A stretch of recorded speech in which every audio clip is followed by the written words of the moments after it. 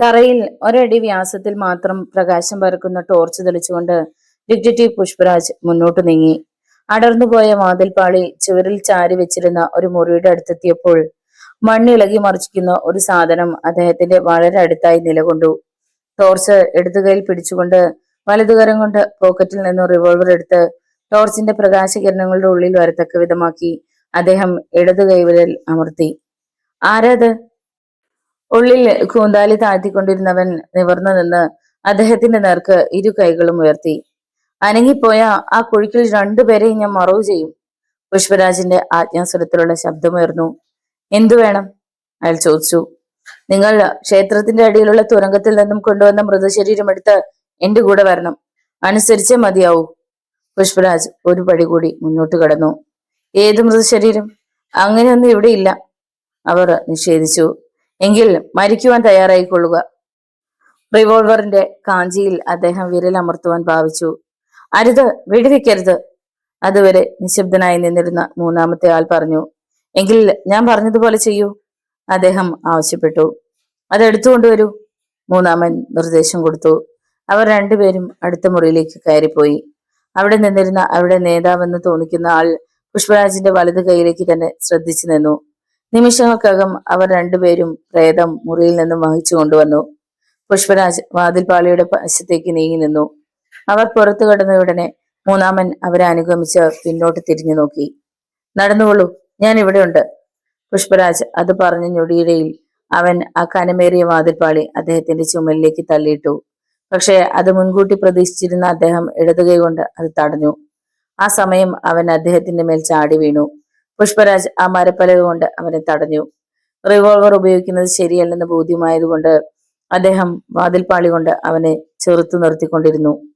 രണ്ടുപേരുടെയും ബലം ആ പലകയിൽ കേന്ദ്രീകരിച്ച് അതിനെ നിശ്ചലമാക്കി നിർത്തി. ഒരു നിമിഷം ചിന്തിച്ച ശേഷം അദ്ദേഹം സർവശക്തി ഉപയോഗിച്ച് വാതിൽ തള്ളി. അവനും അതിനെ ചെറുത്തു.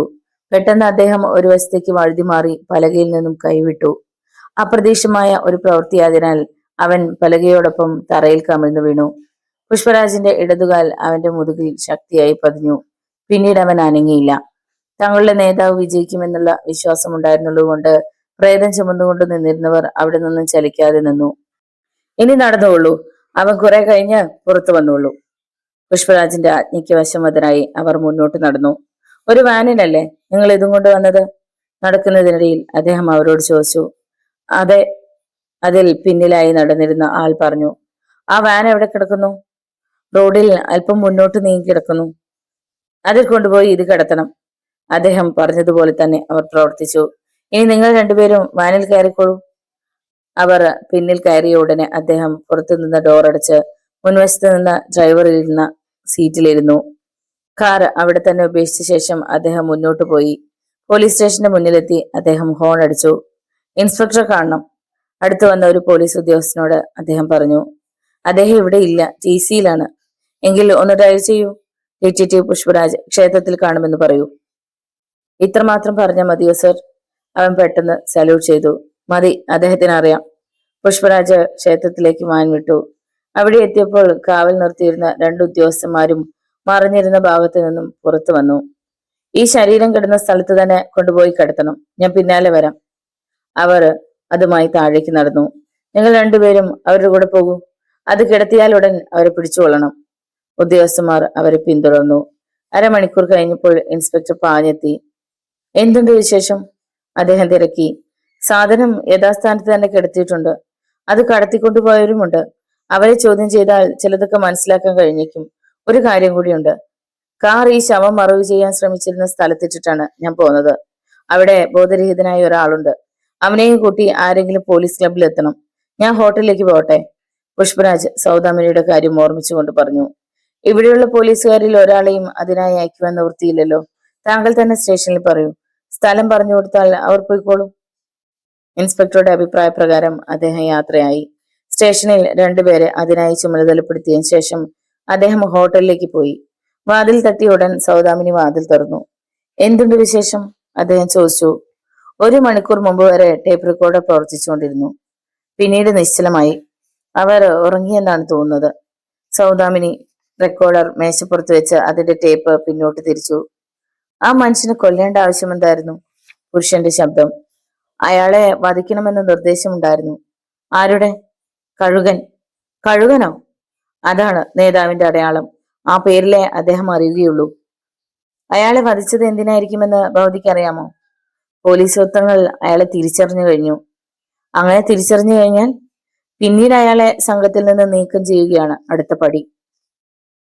നീക്കം ചെയ്യുക എന്ന് പറഞ്ഞാൽ അതാണ് നാം ചെയ്തിരിക്കുന്നത്. നിങ്ങളുടെ സംഘത്തിന്റെ ലക്ഷ്യം എന്താണ്? അത് ചോദിക്കരുത്. പറയുന്നതിനനുസരിച്ച് നാം ചെയ്താൽ മതി. നമുക്കുറങ്ങാം. എന്റെ ബാഗിലെ ഗുളികകൾ കണ്ടല്ലോ. ഇന്ന് രാത്രി അത് ഉപയോഗിക്കേണ്ടതായിരുന്നു.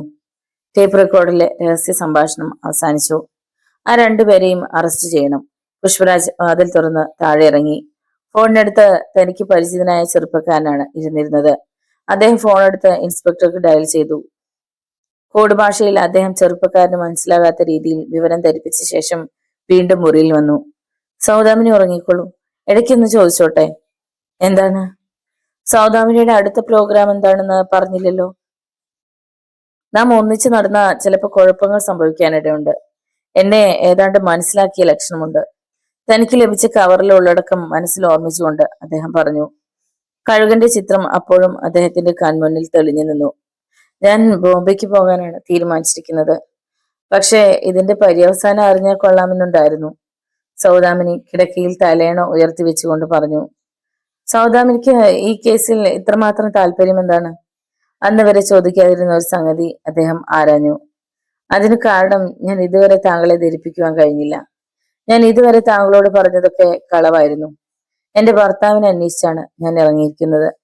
അവളുടെ കണ്ണുകളിൽ ശോകത്തിന്റെ നിഴൽ വീശി. ഭർത്താവിനെയോ? അദ്ദേഹത്തിന് എന്തു പറ്റി? പുഷ്പരാജ് അന്ന് വരെ അറിയാതിരുന്ന ഒരു വസ്തുത അറിഞ്ഞപ്പോഴുണ്ടായ ഉത്കണ്ഠയോട് ചോദിച്ചു. 6 മാസങ്ങൾക്ക് മുമ്പ് ഒരു ദിവസം അദ്ദേഹം എവിടെ വരുന്നുവെന്ന് പറഞ്ഞു പോയതാണ്. അതിനുശേഷം ഞാൻ ഇതുവരെ കണ്ടിട്ടില്ല. അങ്ങനെ ഇരിക്കെ ഹോട്ടൽ സൈക്കോയിൽ താമസിച്ചിരുന്നവർ അജ്ഞാത കാരണങ്ങളാൽ അപ്രത്യക്ഷരായിട്ടുണ്ടെന്നുള്ള ഒരു കഥ ഞാൻ അറിയുവാനിടയായി. അതിന്റെ കാരണം അന്വേഷിച്ചറിയാമെന്നുള്ള താല്പര്യത്തോടെയാണ് ഞാൻ ഇവിടെ പലതവണ വന്നത്. അതിനിടയ്ക്ക് സംശയാസ്പദമായ പല സാഹചര്യങ്ങളെയും ഞാൻ പിന്നിട്ടിട്ടുണ്ട്. മരണത്തിൽ നിന്ന് വരെ രക്ഷപ്പെട്ടിട്ടുണ്ട്. അതിൽ ചിലത് താങ്കൾക്കും അറിവുള്ളതാണല്ലോ. ഈ ഹോട്ടലിൽ ഒരു നർത്തകിയുടെ വേഷം വരെ ഞാൻ അണിഞ്ഞിട്ടുണ്ട്. ഇപ്പോ ഞാനൊരു നർത്തകിയായിട്ടാണ് ഇവിടെ കഴിഞ്ഞുകൂടുന്നത്. നർത്തകികൾ ഒരിക്കലും തങ്ങളുടെ പൂർവ്വകത രേഖപ്പെടുത്തുകയില്ലല്ലോ. ആ നിലയ്ക്ക് ഞാൻ രക്ഷപ്പെട്ടു. അവൾ ദീർഘനിശ്വാസത്തോടെ മുകളിൽ തൂങ്ങിക്കിടക്കുന്ന ചിത്രാലങ്കാരമുള്ള തൂക്കുവിളക്കിൽ ഞാന്നു കിടക്കുന്ന പ്രിസങ്ങളെ ശ്രദ്ധിച്ചുകൊണ്ട് പറഞ്ഞു. ഈ ഹോട്ടലിൽ താമസിച്ചതായി ഭവതിക്ക് അറിയാമോ? പുഷ്പരാജ് ഒരു പുതിയ സംഭവത്തിലേക്ക് തന്റെ ശ്രദ്ധ തിരിക്കുന്ന രീതിയിൽ അവളെ തന്നെ ഉറ്റുനോട്ടിക്കൊണ്ടിരുന്നു. മിനിറ്റുകൾക്ക് മുമ്പ് വരെ അദ്ദേഹം അവളെ സംശയിക്കുകയായിരുന്നു. ഇപ്രകാരം ഒരു കഥ അവളുടെ ജീവിതത്തിൽ ആഴ്ന്നു കിടപ്പുണ്ടെന്ന് അദ്ദേഹം ചിന്തിച്ചിരുന്നില്ല. അവൾക്ക് ഒരു ഭർത്താവ് ഉണ്ടായിരുന്നെന്നും ആ ഭർത്താവ് കാണാതായി എന്നും ഇന്നുവരെ അവൾ ധരിപ്പിച്ചിട്ടില്ലായിരുന്നു. വളരെ സൂക്ഷ്മതയോടെ അവൾ തന്റെ പ്രവൃത്തികളിൽ ബന്ധപ്പെട്ട് രഹസ്യം ചോർത്തിയെടുക്കുന്ന ഒരു സ്ത്രീയായിട്ടാണ് അവളെ അദ്ദേഹം കണ്ടിരുന്നത്. എന്നാൽ ഇപ്പോൾ അവളോട് തനിക്ക് വിധേയത്വമുള്ളതുപോലെ അദ്ദേഹത്തിന് തോന്നി. തന്നെ പല നിർണായക നിമിഷങ്ങളിലും രക്ഷിച്ചിട്ടുള്ള അവൾ തനിക്ക് ഒരു വലിയ നഷ്ടവുമായിട്ടാണ് കഴിഞ്ഞുകൂടുന്നതിനുള്ള കഥ അദ്ദേഹത്തിന് അവളിൽ ആദരവും സ്നേഹവും വളർത്തി. അറിയാം, ഞാൻ ഇവിടെ വന്ന് ബുക്ക് പരിശോധിച്ചു. 2 ദിവസത്തേക്ക് ഇവിടെ മുറി ബുക്ക് ചെയ്തതായി അദ്ദേഹത്തിന്റെ സ്വന്തം കൈപ്പിടയിൽ രേഖപ്പെടുത്തിയിരിക്കുന്നത് ഞാൻ വായിച്ചു. ഇവിടെ അതിനെക്കുറിച്ച് അന്വേഷിച്ചില്ലേ? ഉവ്, ഞാൻ തിരക്കി. അദ്ദേഹം വന്ന അന്ന് മാത്രം ഹോട്ടലിൽ ആഹാരം കഴിച്ചതായി പറഞ്ഞു. എന്നാൽ അതിനുശേഷം അദ്ദേഹത്തിന് എന്ത് സംഭവിച്ചുവെന്ന് ആർക്കും അറിഞ്ഞുകൂടാ. ഞാൻ പല സ്ഥലത്തും അന്വേഷിച്ചു. യാതൊരു തുമ്പും ലഭിച്ചില്ല. ഹോട്ടൽ മുറിയിൽ നിന്ന് അദ്ദേഹത്തിന്റെ സൂട്ട് കേസും മറ്റും കിട്ടിയോ? ഉവ്, അത് മാനേജർ എന്നെ ഏൽപ്പിക്കുകയുണ്ടായി. അദ്ദേഹത്തിന്റെ ഡയറിയും കണ്ടുകിട്ടി. അതിൽ മുറി ബുക്ക് ചെയ്തിട്ടുള്ളതായി രേഖപ്പെടുത്തിയിരുന്നുവോ? ഉവ്, മുറിയിൽ കയറി നിന്ന ശേഷം അദ്ദേഹം എഴുതിയ 2 വാചകം കൂടി അതിലുണ്ടായിരുന്നു. മാനേജറോട് സംസാരിക്കുകയുണ്ടായോ? ഉവ്, മാനേജർക്കും അദ്ദേഹത്തെക്കുറിച്ച് ഒന്നും പറയുവാൻ കഴിഞ്ഞില്ല. അദ്ദേഹത്തെ കണ്ടതായി പോലും ഓർക്കുന്നില്ലെന്ന് പറഞ്ഞു. അല്ലെങ്കിലും അവർ എങ്ങനെ അറിയുവാനാണ്? എത്രയോ പേർ താമസിക്കുന്ന ഒരു ഹോട്ടലാണിത്. അവൾ വീണ്ടും ചിന്തയിലാണ്ടു. അദ്ദേഹത്തിന് എന്ത് ജോലിയായിരുന്നു? ഒരു മെഡിക്കൽ ഏജന്റ് ആയിരുന്നു. പേര്? Jackson Wilfred. നിങ്ങൾ തമ്മിൽ? എനിക്ക് മനസ്സിലായി. ഞങ്ങൾ പ്രേമവിവാഹമായിരുന്നു. ഏത് കമ്പനിയുടെ ഏജന്റ് ആയിരുന്നു? ബോംബെയിലുള്ള ചില കമ്പനികളുമായി അദ്ദേഹത്തിന് ബന്ധമുണ്ടായിരുന്നു. ജാക്സൺ, ഉവ്, ഞാൻ അങ്ങനെ ഒരാളെ കുറിച്ച് കേട്ടിട്ടുണ്ട്. അദ്ദേഹവും ഞാൻ അന്വേഷിക്കുന്ന കേസുമായി ബന്ധപ്പെട്ടിട്ടുണ്ട്. അദ്ദേഹത്തിന് എന്ത് സംഭവിച്ചുവെന്ന് ഞാൻ പറഞ്ഞാൽ ഭവതി എന്നെയും സംശയിക്കും.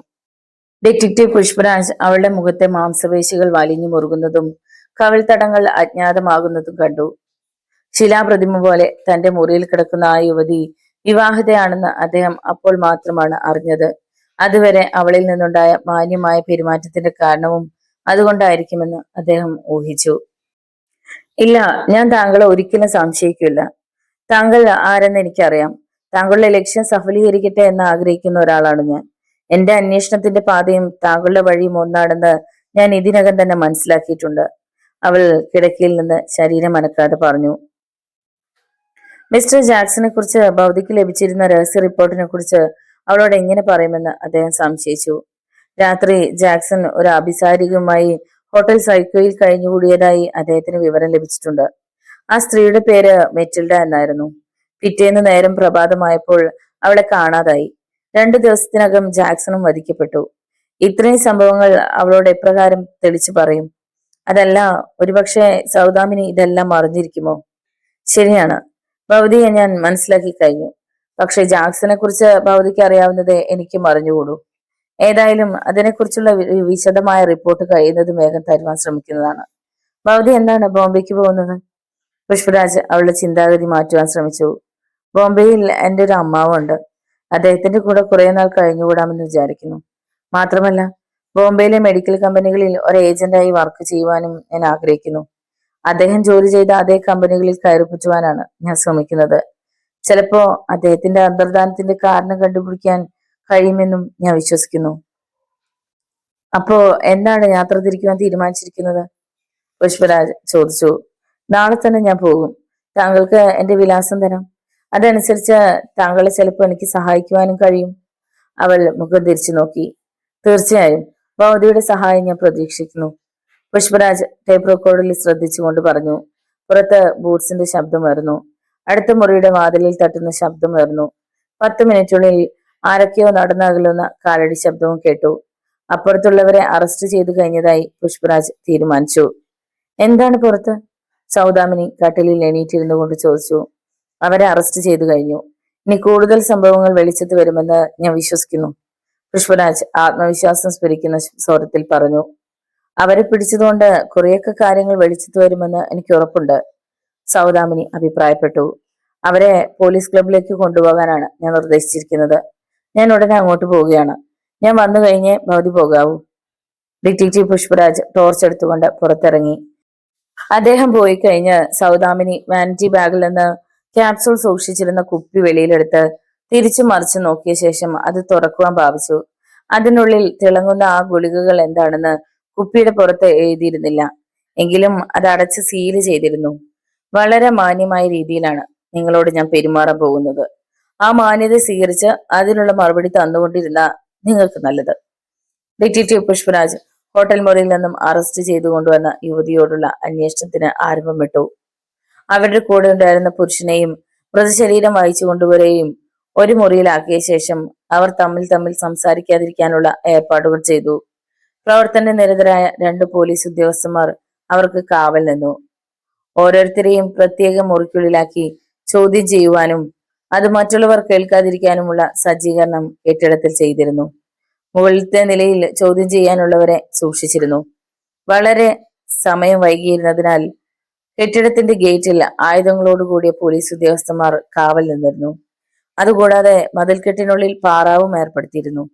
കേസുമായി വളരെ പ്രാധാന്യമുള്ളവരെയാണ് തങ്ങളുടെ കൈവശം ലഭിച്ചിരിക്കുന്ന വിശ്വാസത്തോടെ വേണ്ട കരുതലുകളെല്ലാം ചെയ്തിരുന്നു. മണി 2 കഴിഞ്ഞിരുന്നു. നഗരത്തിന്റെ തിരക്കിൽ നിന്നും അല്പം ഒഴിഞ്ഞു മാറിയുള്ള ആ കെട്ടിടത്തിന്റെ ചുറ്റുമുള്ള വഴിവിളക്കുകൾ അണഞ്ഞിരുന്നു. അപൂർവമായി ചില വാഹനങ്ങൾ അതുവഴി കടന്നുപോയിക്കൊണ്ടിരുന്നു. ഇടയ്ക്ക് വയർലെസ് രംഗം പിടിപ്പിച്ച കാറുകളും ഇടവിട്ട് പ്രയാണം ചെയ്തുകൊണ്ടിരുന്നു. അടുത്ത കാലത്ത് നഗരത്തിൽ ഒരു പ്ലേഗ് പോലെ പടർന്നു പന്തലിച്ചുകൊണ്ടിരിക്കുന്ന കള്ളക്കടത്ത് അവസാനിപ്പിക്കാനുള്ള കരുതലുകൾ വേണ്ട പോലെ ഗവൺമെന്റ് സ്വീകരിച്ചിരുന്നതുകൊണ്ട് രാത്രിയിലെ ഗതാഗതം മിക്കവാറും അവസാനിപ്പിച്ചിരുന്നു. ഹോട്ടൽ സൈക്കോയിൽ വേണ്ട വിധത്തിലുള്ള പോലീസ് കാവൽ അവരറിയാതെ തന്നെ ഏർപ്പെടുത്തിയിരുന്നു. രണ്ട് പ്രധാന ബെയറർമാർ കേന്ദ്ര കുറ്റാന്വേഷണ വകുപ്പിലെ ഉദ്യോഗസ്ഥന്മാരായിരുന്നു.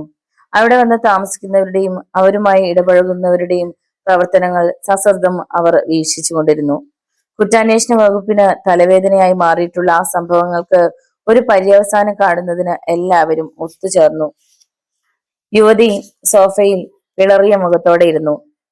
കറുത്ത സാരിയും അതിന് ചേർന്ന ഇരുണ്ട ബ്ലൗസും അവർ ധരിച്ചിരുന്നു. കഴുത്തിൽ മാതവർണ്ണത്തിലുള്ള ഒരു പവിഴമാലയും വലിപ്പമേറിയ വളരെ പുതിയതും അപൂർവമായ ആകൃതിയോടുകൂടിയ ഒരു വാച്ചും അവരുടെ ശരീരത്തിലുണ്ടായിരുന്നു. ആ വാച്ചിങ് തരൂ, പുഷ്പരാജ് ആവശ്യപ്പെട്ടു. ഇത്തരത്തിലുള്ള ഒന്ന് ആദ്യം കാണുകയാണ്. ഇത് പറഞ്ഞുകൊണ്ട് അദ്ദേഹം അതിന്റെ ഒരു വശത്തായുള്ള കീ ബട്ടണിൽ ശക്തിയോടെ വലിച്ചു. 1.5 ഇഞ്ച് നീളത്തിൽ വെള്ളി പോലെ തിളങ്ങുന്ന ഒരു കമ്പി പുറത്തേക്ക് വന്നു. ഇത് വിചിത്രമായിരിക്കുന്നല്ലോ. ഇൻസ്പെക്ടർ വാങ്ങി നോക്കി. ഇനി നമുക്ക് എന്തും പറയാം, എന്നാൽ ഇതുവരെ പറഞ്ഞത് മുഴുവനും ആരെങ്കിലും മനസ്സിലാക്കിയിട്ടുണ്ട്? ഇത് വാച്ച് മാത്രമല്ല, സുമാർ 5 കിലോമീറ്ററിന്റെ പരിധിക്കുള്ളിൽ 12 അടി ചുറ്റളവിൽ ഉണ്ടാകുന്ന ഏത് ശബ്ദത്തെയും വിക്ഷേപണം ചെയ്യാൻ ഇതിന് കഴിവുണ്ട്. നാം പറഞ്ഞതൊക്കെ ഇപ്പോൾ അവിടെ ടൈപ്പ് ചെയ്തു വെച്ച് കാണും. ഞാൻ പറഞ്ഞതിൽ എന്തെങ്കിലും മാറ്റമുണ്ടോ? അദ്ദേഹം ആ സ്ത്രീയുടെ നേർക്ക് കണ്ണുകൾ അയച്ചു. ഇല്ല, അവൾ അസന്നിഗ്ധതയായി മറുപടി നൽകി. ഇനി ഞാൻ ചോദിക്കുന്നതിന് മറുപടി നൽകണം. നിങ്ങളുടെ പേര്? പുഷ്പരാജ് തന്റെ നോട്ടം അവരുടെ പുരുകങ്ങൾക്ക് നടുവിൽ കേന്ദ്രീകരിച്ചുകൊണ്ട് ചോദിച്ചു. മാർഗരറ്റ്, അവൾ ശബ്ദം താഴ്ത്തി പറഞ്ഞു. പുഷ്പരാജ് തന്റെ ടേപ്പ് റെക്കോർഡർ പ്രവർത്തനക്ഷമമാക്കി. സ്വദേശം? അറിഞ്ഞുകൂടാ. ഓർമ്മ വന്നപ്പോ എവിടെയായിരുന്നു? ഒരു അനാഥാലയത്തിൽ. കുറ്റവാളികൾ നല്ലൊരു ശതമാനം അനധികൃതമായ ജനങ്ങളോ അതുപോലെ സംരക്ഷണാലയങ്ങളിൽ വളരുന്നവരോ ആയിരിക്കാൻ സാധ്യത കാണുന്നുണ്ട്. ഒരു അമ്മയുടെയോ പിതാവിന്റെയോ ലാളനം ലഭിക്കാതെ അന്യരായ മേൽനോട്ടക്കാരുടെ ആത്മാർത്ഥതയില്ലാത്ത പരിചരണങ്ങളും അവരെ പലപ്പോഴും തെറ്റിലേക്ക് നയിക്കാറുണ്ട്. മാർഗരറ്റിന്റെ ജനനത്തെ സംബന്ധിച്ചുള്ള അജ്ഞത അവൾ ഒരു കുറ്റവാളിയാണെന്നുള്ളത് വ്യക്തമാക്കിയിരുന്നു. മാതാപിതാക്കന്മാരെ കുറിച്ച് യാതൊരു വിവരവുമില്ലേ? ഇല്ല, അവർ ജീവിച്ചിരിപ്പുണ്ടെങ്കിൽ തന്നെ ഞാൻ കാണുവാൻ ആഗ്രഹിക്കുന്നില്ല. ഇനി കണ്ടെങ്കിൽ തന്നെ എന്താണ്? അവളുടെ സ്വരത്തിൽ നിരാശ സ്ഫുരിച്ചിരുന്നു. ഒരു സ്ത്രീ ആയതിൽ പിന്നെ എന്തെല്ലാം തൊഴിലുകൾ സ്വീകരിച്ചു? ആ ചോദ്യം അവളുടെ വദനത്തിൽ ഭാവരസങ്ങൾ വിതറി. അതിന് നൽകുവാനുള്ള മറുപടി കണ്ടുപിടിക്കാനുള്ള ശ്രമത്തിൽ അവൾ കുറെ സമയം തന്റെ മുന്നിലിരിക്കുന്ന പോലീസ് ഉദ്യോഗസ്ഥന്മാരെ മാറി മാറി നോക്കി. അതൊരു കഥയാണ് സർ. ഒരുപക്ഷെ നിങ്ങൾക്കത് യാതൊരു പുതുമയും തോന്നുകയില്ലായിരിക്കും. 12 വയസ്സുള്ളപ്പോൾ ഒരു സേഠ്ജി എന്നെ വിലയ്ക്ക് വാങ്ങി. അനാഥാലയത്തിന്റെ ഉടമസ്ഥയായ സ്ത്രീക്ക് ഒരു തുക നൽകിയാണ് അവർ എന്നെ അയാളുടെ കൂടെ പറഞ്ഞു വിട്ടത്. എനിക്കെന്ന് നല്ല ആരോഗ്യവും ശരീരക്കൊഴുപ്പും ഉണ്ടായിരുന്നു. വാങ്ങിയ അന്നു മുതൽ അയാൾ തന്നെ തന്റെ ലൈംഗിക ദാഹത്തിനായി പല വിധത്തിലും ഉപയോഗിച്ചു.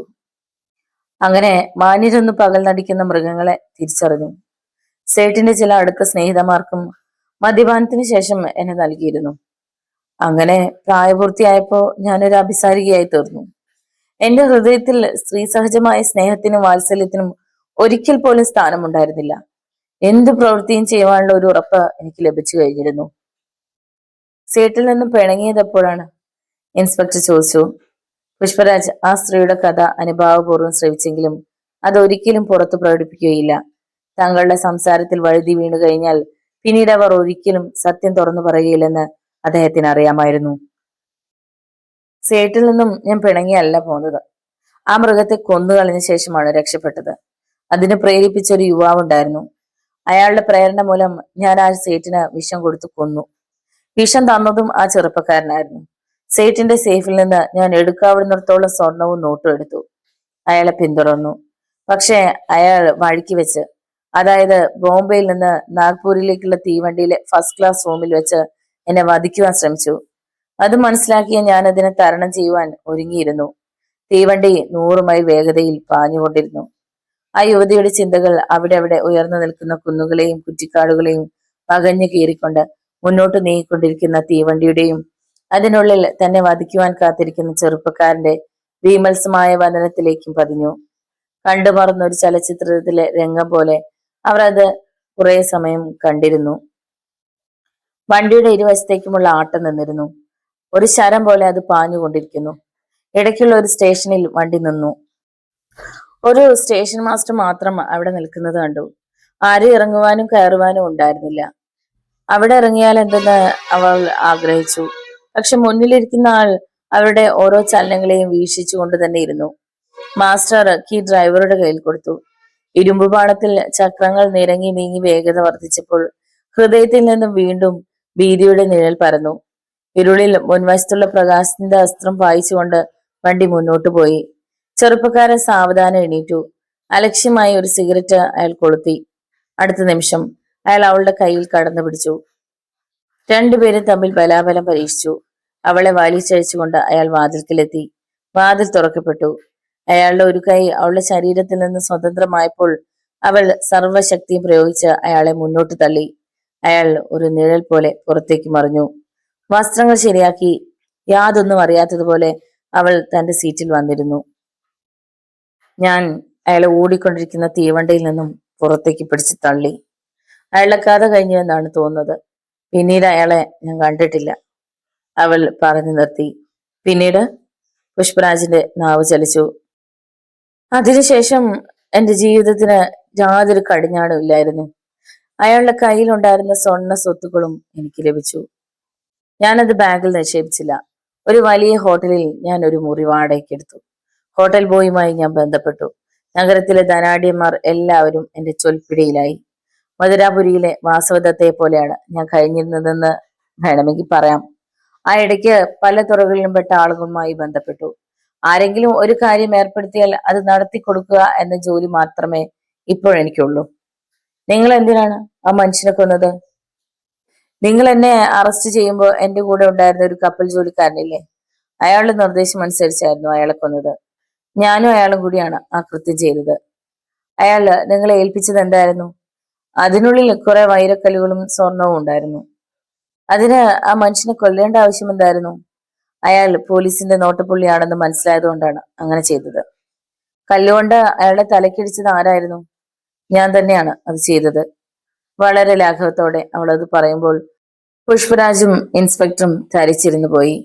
അവളത് പറയുമ്പോൾ മുഖത്ത് യാതൊരുവിധ ഭാവവ്യത്യാസവും ഇല്ലായിരുന്നു. ഇവിടെ വരൂ. ഇൻസ്പെക്ടർ പുറത്ത് കാവൽ നിന്നിരുന്ന പോലീസ് ഉദ്യോഗസ്ഥനെ വിളിച്ചു. അയാൾ കടന്നു വന്നു. എന്താണ് സർ? ഈ സ്ത്രീയെ 2-ാം നമ്പർ മുറിയിലാക്കൂ.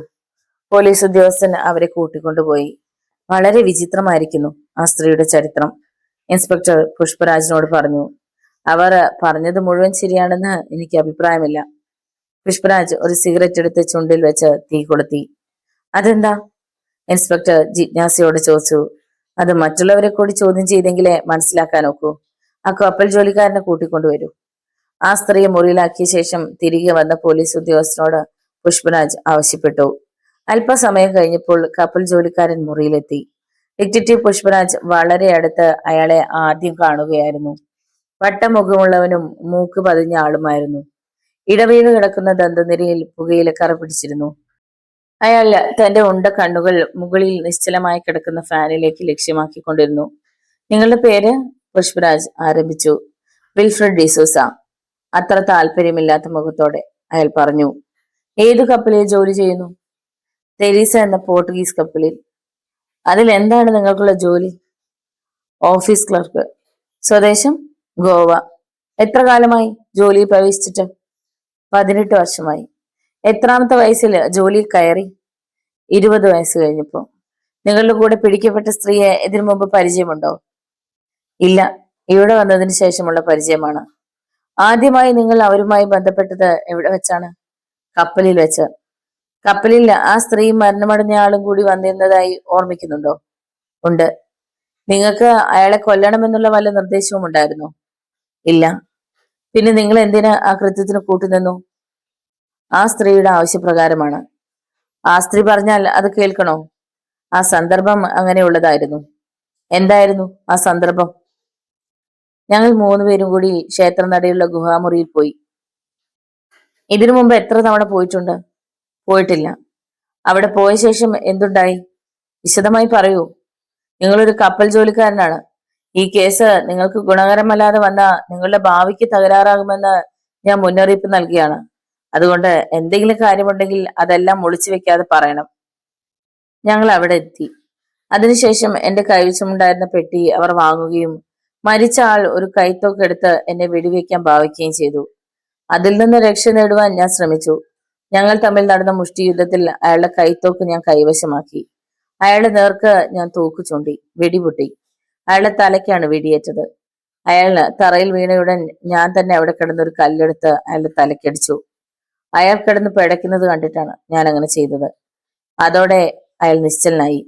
അതിനുശേഷം ഞാനും ആ സ്ത്രീയും കൂടി അവിടെ നിന്ന് പോന്നു. ആ മൃതശരീരം അവിടെ നിന്ന് നീക്കം ചെയ്തത് എന്തിനായിരുന്നു? മൃതശരീരം നീക്കം ചെയ്യുകയോ? ഞാനത് അറിഞ്ഞിരുന്നില്ല. നിങ്ങളുടെ അറിവ് കൂടാതെയാണോ അത് നീക്കം ചെയ്തത്? ആ സംഭവം എനിക്ക് അറിഞ്ഞുകൂടാ. അത് നീക്കം ചെയ്യുന്നതിനെ കുറിച്ച് നിങ്ങളോട് ആ സ്ത്രീ എന്തെങ്കിലും സംസാരിച്ചിട്ടുണ്ടോ? ഇല്ല. നിങ്ങളാണ് അയാളെ കൊന്നതെന്ന് നിങ്ങൾ സമ്മതിക്കുന്നുണ്ടോ? അതെ. ആ അവസരത്തിൽ ഞാനത് ചെയ്തില്ലായിരുന്നെങ്കിൽ എന്റെ മരണത്തിന് കാരണക്കാരനായി അയാൾ ഇരിക്കുമായിരുന്നു. എന്റെ സ്വയരക്ഷയ്ക്ക് വേണ്ടിയാണ് ഞാനത് ചെയ്തത്. ഇയാളെ 4 നമ്പർ മുറിയിൽ കൊണ്ടുപോയി ആക്കൂ. നിങ്ങൾ ഉറങ്ങിക്കൊള്ളൂ. പോലീസ് ഉദ്യോഗസ്ഥൻ അയാളെ കൂട്ടിക്കൊണ്ടുപോയി. അല്പസമയം കഴിഞ്ഞ് തിരികെ വന്നു. നാം പ്രതീക്ഷിച്ചിടത്തൊന്നും ഈ കേസ് നിൽക്കുമെന്ന് തോന്നില്ല, ഇൻസ്പെക്ടർ മന്ത്രിച്ചു. ഇവർ വളരെ ബുദ്ധിപൂർവ്വം സംസാരിക്കുകയാണ്. ഒരു കൃത്യം പലർ സ്വയം നടത്തിയതായി പറഞ്ഞു കഴിഞ്ഞാൽ അത് അവരുടെ വിജയത്തിൽ മാത്രമേ എത്തുകയുള്ളെന്ന് അവർക്ക് നല്ലതുപോലെ അറിയാം. അതുകൊണ്ട് നാം ബുദ്ധിപൂർവ്വം ഇടപെട്ടെങ്കിൽ മാത്രമേ ഇതിലൊരു പര്യവസാനം കാണുകയുള്ളൂ. ഏതായാലും അവരെ കൂടി വിളിച്ച് നമുക്ക് ചോദ്യം ചെയ്യാം. പുഷ്പരാജ് ചിന്താതീതനായി മുറിക്കുള്ളിൽ ഉലാത്തിക്കൊണ്ടിരുന്നു. പോലീസ് ഉദ്യോഗസ്ഥൻ അടുത്തയാളെ കൊണ്ടുവന്നു. നിങ്ങളുടെ പേര്? ജോസ്. എന്താണ് ജോലി? പ്രത്യേകിച്ച് ജോലിയൊന്നുമില്ല. ആ മൃതശരീരം അവിടെ നിന്ന് നീക്കം ചെയ്യണമെന്ന് പറഞ്ഞത് ആരാണ്? ഒരു സ്ത്രീയാണ്. അവരെ കണ്ട തിരിച്ചറിയാമോ? അറിഞ്ഞുകൂടാ. അതെന്താ? അവർ ഒരു കാറിലാണ് വന്നത്. നിങ്ങൾക്ക് അതിനെന്തു പ്രതിഫലം തന്നു? 1000 രൂപ. മുഴുവൻ തുകയും അപ്പൊ തന്നെ തരികയുണ്ടായോ? തന്നു. എങ്കിൽ അത് വാങ്ങി അവർ ഏൽപ്പിച്ച അപകടകരമായ പ്രവൃത്തി ചെയ്യാതെ ഇരുന്നുകൂടായിരുന്നോ? സാധ്യമല്ല. അവർ തന്ന പ്രതിഫലം? നിങ്ങൾക്ക് അവരെ മുൻപരിചയമുണ്ടോ? ഇല്ല. പിന്നെ മാറിക്കളഞ്ഞാൽ നിങ്ങൾ എങ്ങനെ തിരിച്ചറിയും? ഇങ്ങനെ ഒരു പ്രവൃത്തിഭാരം ഏൽപ്പിച്ചവർ സാമാന്യക്കാരിയല്ലെന്ന് തോന്നി. അവർ നിങ്ങളെ ഭീഷണിപ്പെടുത്തിയോ? ഇല്ല. ആ ക്ഷേത്രം ഇതിനു മുമ്പ് നിങ്ങൾക്ക് പരിചയമുണ്ടോ? ഉണ്ട്. അവിടെ നിങ്ങൾ എന്തിനു വേണ്ടിയാണ് ഇതിനു മുമ്പ് പോയിരുന്നത്? അത് കള്ളക്കടത്തുകാരുടെ ഒരു സങ്കേതമാണ്. അവര് നിങ്ങളുമായുള്ള ബന്ധം എന്താണ്? ചിലപ്പോ അവരുടെ സാധനങ്ങൾ അവിടെ വെച്ച് മറയ്ക്കാൻ വേണ്ടി ഞങ്ങൾ പോയിട്ടുണ്ട്. ഇപ്പോൾ അവിടെ എന്തെങ്കിലും ഉണ്ടോ? ഇല്ല. ഇതിനു മുമ്പ് അവിടെ മൃതശരീരങ്ങൾ മറവ് ചെയ്തിട്ടുണ്ടോ? അറിഞ്ഞുകൂടാ. അവിടെ എന്തിനാണ് അത് മറവ് ചെയ്യാൻ വേണ്ടി പോയത്? അതിന് സൗകര്യമുള്ളതായി നിങ്ങൾക്കറിയാമോ? അതും ആ സ്ത്രീ തന്നെ പറഞ്ഞതാണ്. കൂടെ ഉണ്ടായിരുന്നവർ നിങ്ങൾ പറഞ്ഞതനുസരിച്ച് വന്നതാണോ? അവർ പറഞ്ഞു വിട്ടതാണോ? ഞാൻ വിളിച്ചിട്ട് വന്നതാണ്. അവരോട് ചോദിച്ചാലും ഇതൊക്കെ തന്നെ പറയുമോ? പറയേണ്ടതാണ്. ഇയാളെ താഴത്തെ നിലയിൽ 7 നമ്പർ മുറിയിലാക്കിയ ശേഷം മറ്റു 2 പേരിൽ ഒരാളെ കൊണ്ടുവരൂ. പുഷ്പരാജിന്റെ നിർദ്ദേശം അനുസരിച്ച് പോലീസ് ഉദ്യോഗസ്ഥർ താഴേക്ക് പോയി. മൃതശരീരം മറവ് ചെയ്യാൻ സഹായിച്ച 2 പേരിൽ ഒരാളെ കൂട്ടിക്കൊണ്ടുവന്നു. അയാളോട് ഇരിക്കുവാൻ ആവശ്യപ്പെട്ടപ്പോൾ മടി കാണിച്ചു. ആ കസേരയിൽ ഇരിക്കൂ, ഇൻസ്പെക്ടർ ആവശ്യപ്പെട്ടു. വേണ്ട, ഞാൻ ഇവിടെ ഇരുന്നുകൊള്ളാം. അയാൾ കയറ്റുപായി വിരിച്ച തറയിലിരുന്നു. നിങ്ങളുടെ പേര്? പുഷ്പരാജ് ചോദിച്ചു. ശ്രീധരൻ. നിങ്ങൾക്ക് ആ പ്രവൃത്തി ചെയ്യാനുള്ള പ്രതിഫലം എന്തായിരുന്നു? 100 രൂപ. ഇതിനു മുമ്പ് നിങ്ങൾ അയാളുമായി ബന്ധപ്പെട്ടിട്ടുണ്ടോ? ഉണ്ട്. എന്താവശ്യത്തിന് വേണ്ടിയാണ്? ഏതെങ്കിലും ചുമടുകൾ മാറ്റുവാനോ കപ്പലിൽ നിന്നും കൊണ്ടുവരുന്ന വിദേശ തുണികൾ അവർ പറയുന്ന സ്ഥലത്ത് എത്തിക്കുവാനോ അവർ എന്നെ വിളിക്കാറുണ്ട്. നിങ്ങളുടെ കൂടെ ഉണ്ടായിരുന്ന മറ്റേയാളോ? അയാളും ചിലപ്പോൾ കാണും. ഇങ്ങനെ ഒരു കാര്യം ചെയ്യുന്നതിന് മുൻകൂട്ടി നിങ്ങളെ അറിയിച്ചിരുന്നതോ? ഇല്ല. ഞാൻ പട്ടണത്തിൽ ഒരു ചായക്കടയിൽ ഇരിക്കുമ്പോൾ വന്ന് വിളിച്ചതാണ്. എവിടെ താമസിക്കുന്നു? സ്വന്തമായി വീടില്ല. എങ്കിലും എവിടെ കിടക്കും? അങ്ങനെ പ്രത്യേകിച്ച് ഒരു സ്ഥലവുമില്ല. നിങ്ങൾ ചെയ്ത പ്രവൃത്തി ഇപ്പൊ പറഞ്ഞതുപോലെ എവിടെയും പറയുവാൻ ഒരുക്കമാണോ? അതെ. ശരി, ഇയാളെ മറ്റൊരാളുടെ കൂടെ ആക്കിക്കോളൂ. ഇതുകൊണ്ട് കാര്യങ്ങൾ ശരിയാവില്ല.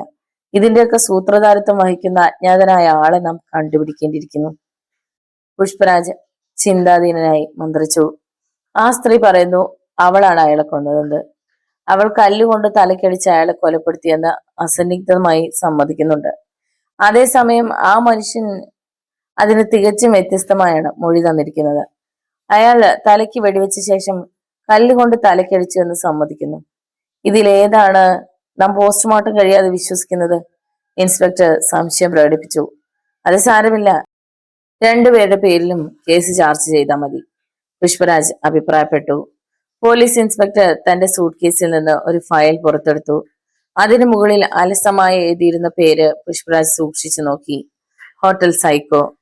ഈ കേസിന്റെ ആരംഭം മുതലുള്ള വസ്തുതകൾ ഞാൻ ഇതിൽ രേഖപ്പെടുത്തിയിട്ടുണ്ട്. ഇൻസ്പെക്ടർ ഫയൽ പുഷ്പരാജിന്റെ കയ്യിൽ കൊടുത്തു. അദ്ദേഹം അത് മറിച്ചു നോക്കിയ ശേഷം തന്റെ ഡയറി എടുത്ത് മറിച്ചു നോക്കി. ഇവിടെയാണ് ഈ കേസിന്റെ ആരംഭം.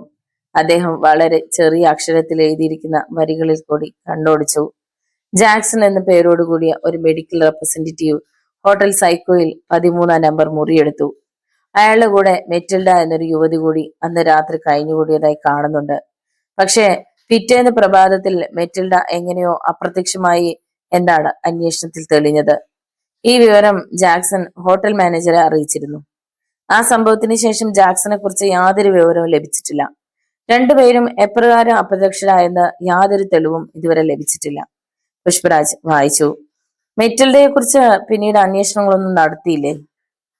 ഉവ്, പ്രധാനപ്പെട്ട നഗരങ്ങളിലെ എല്ലാ ഹോട്ടലുകളിലും അന്വേഷിച്ചു. പത്രങ്ങളിൽ അവളുടെ ഫോട്ടോകൾ പരസ്യം ചെയ്തു. യാതൊരു ഫലവും ഉണ്ടായില്ല. പുഷ്പരാജ് തന്റെ ഡയറിയിൽ വീണ്ടും സൂക്ഷിച്ചു നോക്കി. ഇതാ കേട്ടുള്ളൂ.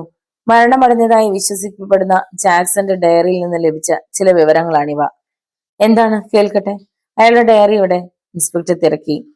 അത് ഞാൻ സൂക്ഷിച്ചു വെച്ചിട്ടുണ്ട്. അത്യാവശ്യം വരുമ്പോ പുറത്തെടുക്കുകയും ചെയ്യാം. ഇതാണ് ജാക്സന്റെ ഡയറിയിലെ വാചകങ്ങൾ. ഹോട്ടൽ സൈക്കോയിലെ 13-ാം നമ്പർ മുറി ഞാൻ എടുത്തു. അവിടെ മുറിയെടുക്കാൻ കാരണം മെറ്റിൽഡ എന്ന യുവതിയായിരുന്നു. രാത്രി ഞാനും അവളും മദ്യപിച്ചു. ഞാൻ ആദ്യം ഉറങ്ങിപ്പോയി. എണീറ്റപ്പോൾ അവളെ കണ്ടില്ല. ഹോട്ടൽ മാനേജറുമായി ഞാൻ ഇതിനെക്കുറിച്ച് സംസാരിച്ചു. ആ കഴുകൻ യാതൊരു മറുപടിയും നൽകിയില്ല. എന്താണ് ഹോട്ടൽ മാനേജർ കഴുകൻ എന്ന് എഴുതിയിരിക്കുന്നത്? ഇൻസ്പെക്ടർ ചോദിച്ചു. ചിലപ്പോൾ അയാളുടെ കണ്ണുകളുടെ ചുവപ്പ് നിറം കൊണ്ടായിരിക്കും. അല്ലെങ്കിൽ അവർ തമ്മിൽ സംസാരിച്ചുകൊണ്ടിരിക്കുമ്പോൾ അയാൾ മേശപ്പുറത്തിരുന്ന താളിൽ ഒരു കഴുകന്റെ ചിത്രം വരച്ചിരിക്കും. അതാണ് കൂടുതൽ സാധ്യത. മാനേജറുടെ മുറിയിലുള്ള വേസ്റ്റ് പേപ്പർ ബോക്സിൽ നിന്ന് അലക്ഷ്യമായി വരച്ച 2-3 കഴുകന്റെ ചിത്രങ്ങൾ ഞാൻ കണ്ടെടുത്തിട്ടുണ്ട്. ഒരു പോർട്ടുഗീസുകാരൻ അവിടെ വെച്ച് അപ്രത്യക്ഷമായി റിപ്പോർട്ടുണ്ട്. ജാക്സൺ മെറ്റിൽഡയെ വധിച്ച് എവിടെയെങ്കിലും മറവ് ചെയ്തതായിരിക്കുമോ? അങ്ങനെയാണെങ്കിൽ അയാൾ ആ വിവരം ഹോട്ടൽ മാനേജറെ അറിയിക്കേണ്ട യാതൊരു ആവശ്യവുമില്ല. വളരെ രഹസ്യമാക്കി വയ്ക്കുവാൻ വേണ്ടിയ എല്ലാ പഴുതുകളും അയാൾക്കുണ്ടായിരുന്നു. പോർച്ചുഗീസുകാരനെ കാണാതായ വിവരം എന്നോട് തന്നെ ഒരു യുവതി പറഞ്ഞിട്ടുണ്ട്. മഡോണ എന്നാണ് അവളുടെ പേര്. മണി 3 അടിച്ചു. ഇന്ന് നമുക്ക് അന്വേഷണം നിർത്തിവെക്കാം, ഇൻസ്പെക്ടർ അഭിപ്രായപ്പെട്ടു. എങ്കിൽ ഇവർ ഇവിടെ തന്നെ ഇന്ന് കഴിഞ്ഞുകൂടട്ടെ. പോലീസ് ജാഗ്രതയോടെ കാവൽ നിൽക്കട്ടെ. നാളെ ആശാവാഹങ്ങളായ വിവരങ്ങൾ ലഭിക്കുമെന്നാണ് എന്റെ വിശ്വാസം. പുഷ്പരാജ് ഡയറി പോക്കറ്റിൽ നിക്ഷേപിച്ചുകൊണ്ട് എണീറ്റു. പിറ്റേ ദിവസം ഡിറ്റക്റ്റീവ് പുഷ്പരാജ് സന്ധ്യ കഴിഞ്ഞപ്പോൾ ഹോട്ടൽ സൈക്കോയിലെത്തി. തിരിച്ചറിയുവാൻ വയ്യാത്ത വിധത്തിൽ ഒരു താടിയും പിന്നോട്ട് അല്പം നീണ്ടുകിടക്കുന്ന ചുരുണ്ട മുടിയോടുകൂടിയ വിഗും അദ്ദേഹം വച്ചിരുന്നു. അദ്ദേഹത്തെ വളരെ നാളായി പരിചയമുള്ള ഹോട്ടലിലെ ജോലിക്കാർ പോലും തിരിച്ചറിഞ്ഞില്ല. TW അടയാളമുള്ള ഒരു സൂട്ട് കേസ് അദ്ദേഹം കയ്യിൽ തൂക്കിയിരുന്നു. മുറി ഒഴിവുണ്ടോ? കൗണ്ടറിൽ ഇരിക്കാനുള്ള ചെറുപ്പക്കാരനോട് അദ്ദേഹം തിരക്കി. അവൻ സൂക്ഷിച്ച് ശ്രദ്ധിച്ച ശേഷം കീബോർഡിൽ നോക്കി. മുറി ഒഴിവുണ്ട്, റൂം നമ്പർ 13. അവൻ താക്കോലെടുത്ത് വിരലുകൾക്കിടയിലിട്ട് തിരിച്ചുകൊണ്ട് ബുക്ക് തുറന്നു വെച്ചു. William Franklin. അദ്ദേഹം പേര് കുറിച്ചു. വ്യവസായ ഉദ്ദേശം എന്ന് കുറിച്ച ശേഷം അദ്ദേഹം സൂട്ട് കേസ് തൂക്കിക്കൊണ്ട് ലിഫ്റ്റിൽ കയറി. Room number 13. അദ്ദേഹം വാതിലിന്റെ മുകളിൽ പിടിപ്പിച്ചിരുന്ന പ്ലാസ്റ്റിക് അക്ഷരങ്ങളിൽ ശ്രദ്ധിച്ചുകൊണ്ട് പെറുപെറുത്തു. അകത്ത് കയറി മുറിക്കുള്ളിൽ ഒരു സൂക്ഷ്മ നിരീക്ഷണം നടത്തിയ ശേഷം അദ്ദേഹം കട്ടിലിൽ ഇരുന്ന് സൂട്ട് കേസ് തുറന്നു. തലേ ദിവസം രാത്രി ആ മുറി ഒഴിവായതാണ്. മെറ്റിൽഡ എന്ന യുവതിയെ കാണാതായ മുറിക്കുള്ളിൽ അദ്ദേഹത്തിന് ഒരു വീർപ്പുമുട്ടൽ അനുഭവപ്പെട്ടു. അവൾ എപ്രകാരം അപ്രത്യക്ഷമായി? ആ ചോദ്യം അദ്ദേഹത്തിന്റെ മുന്നിൽ അപ്പോൾ അതിരുകാണാതെ നിലകൊണ്ടു. അടുത്ത മുറിയിൽ താൻ വേറൊരു പേരിൽ മുറി ബുക്ക് ചെയ്തിട്ടുണ്ട്. സൗദാമിനി ഒരു പക്ഷേ പോയി കാണുമായിരിക്കും. ബോംബെക്ക് പോകുമെന്നാണ് അവൾ തലേ ദിവസം പറഞ്ഞത്. അതിനുള്ളിൽ ഉണ്ടോ എന്നറിയുവാൻ അദ്ദേഹത്തിന് ആകാംക്ഷയുണ്ടായി. പക്ഷെ ഈ വേഷത്തിൽ അവളെ സമീപിക്കുവാൻ അദ്ദേഹത്തിന് മടി തോന്നി. എങ്കിലും മുറി തന്റെ പേരിലാണ്. അതിന്റെ താക്കോലും കൈവശമുണ്ട്. വാതിലിൽ ആരോ തട്ടി. പുഷ്പരാജ് വാതിൽ തുറന്നു. സാർ, എന്താണ് ഭക്ഷണം? ഇങ്ങോട്ട് കൊണ്ടുവരണോ അതോ ഡൈനിങ് ടേബിളിൽ വരുന്നോ? അവൻ ചോദിച്ചു. ഞാൻ ഡൈനിങ് ടേബിളിൽ വരാം. അവൻ പോയ ശേഷം അദ്ദേഹം പിന്നെയും തന്റെ ഡയറി എടുത്തു തുറന്നു. വാച്ച് നോക്കി. മണി 8:10. മുറി പൂട്ടി അദ്ദേഹം പുറത്തിറങ്ങി. അടുത്ത മുറിയുടെ വാതിലിനെ സമീപിച്ച് അല്പസമയം കാതോർത്തു നിന്നു. അകത്ത് ആരുമില്ലെന്ന് ബോധ്യമായപ്പോൾ പുഷ്പരാജ് പോക്കറ്റിൽ നിന്നും താക്കോലെടുത്ത് താഴിൽ കുത്തിത്തിരിച്ചു. മുറിക്കകം ശൂന്യമായിരുന്നു. സൗദാമിനിയെ അവിടെ കണ്ടില്ല. മേശപ്പുറത്ത് ടേബിൾ ലാമ്പിന് താഴെ ഒരു കവർ ഇരിക്കുന്നത് അദ്ദേഹത്തിന്റെ ദൃഷ്ടിയിൽപ്പെട്ടു. വാതിൽ അകത്തു നിന്ന് ചാരിയ ശേഷം അദ്ദേഹം കവർ എടുത്ത് തുറന്നു. ഞാൻ ബോംബെക്ക് പോവുകയാണ്. വാനിറ്റി ബാഗിൽ നിന്ന് ലഭിച്ച ഗുളികകൾ ഞാൻ താങ്കളുടെ സൂട്ട് കേസിനുള്ളിൽ വച്ചിട്ടുണ്ട്. സൂട്ട് കേസ് താങ്കൾ പൂട്ടിയിട്ടില്ലായിരുന്നു.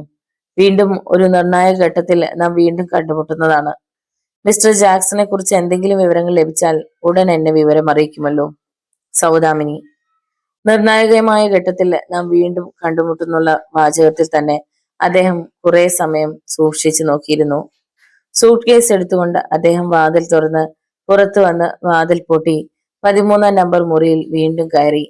അത് ഭദ്രമായി സൂക്ഷിച്ചു വെച്ച ശേഷം ഡൈനിങ് ഹാളിലേക്ക് പോയി. അപരിചിതരായ ഒരു സ്ത്രീയും പുരുഷനും മാത്രമേ അവിടെ ഉണ്ടായിരുന്നുള്ളൂ. അപ്പോൾ നിറച്ച 2 മഗ് ബിയറും ഒഴിഞ്ഞൊരു ബിയർ കുപ്പിയും അതിനോടൊപ്പം ഒരു നിറകുപ്പിയും വച്ചിരുന്നു.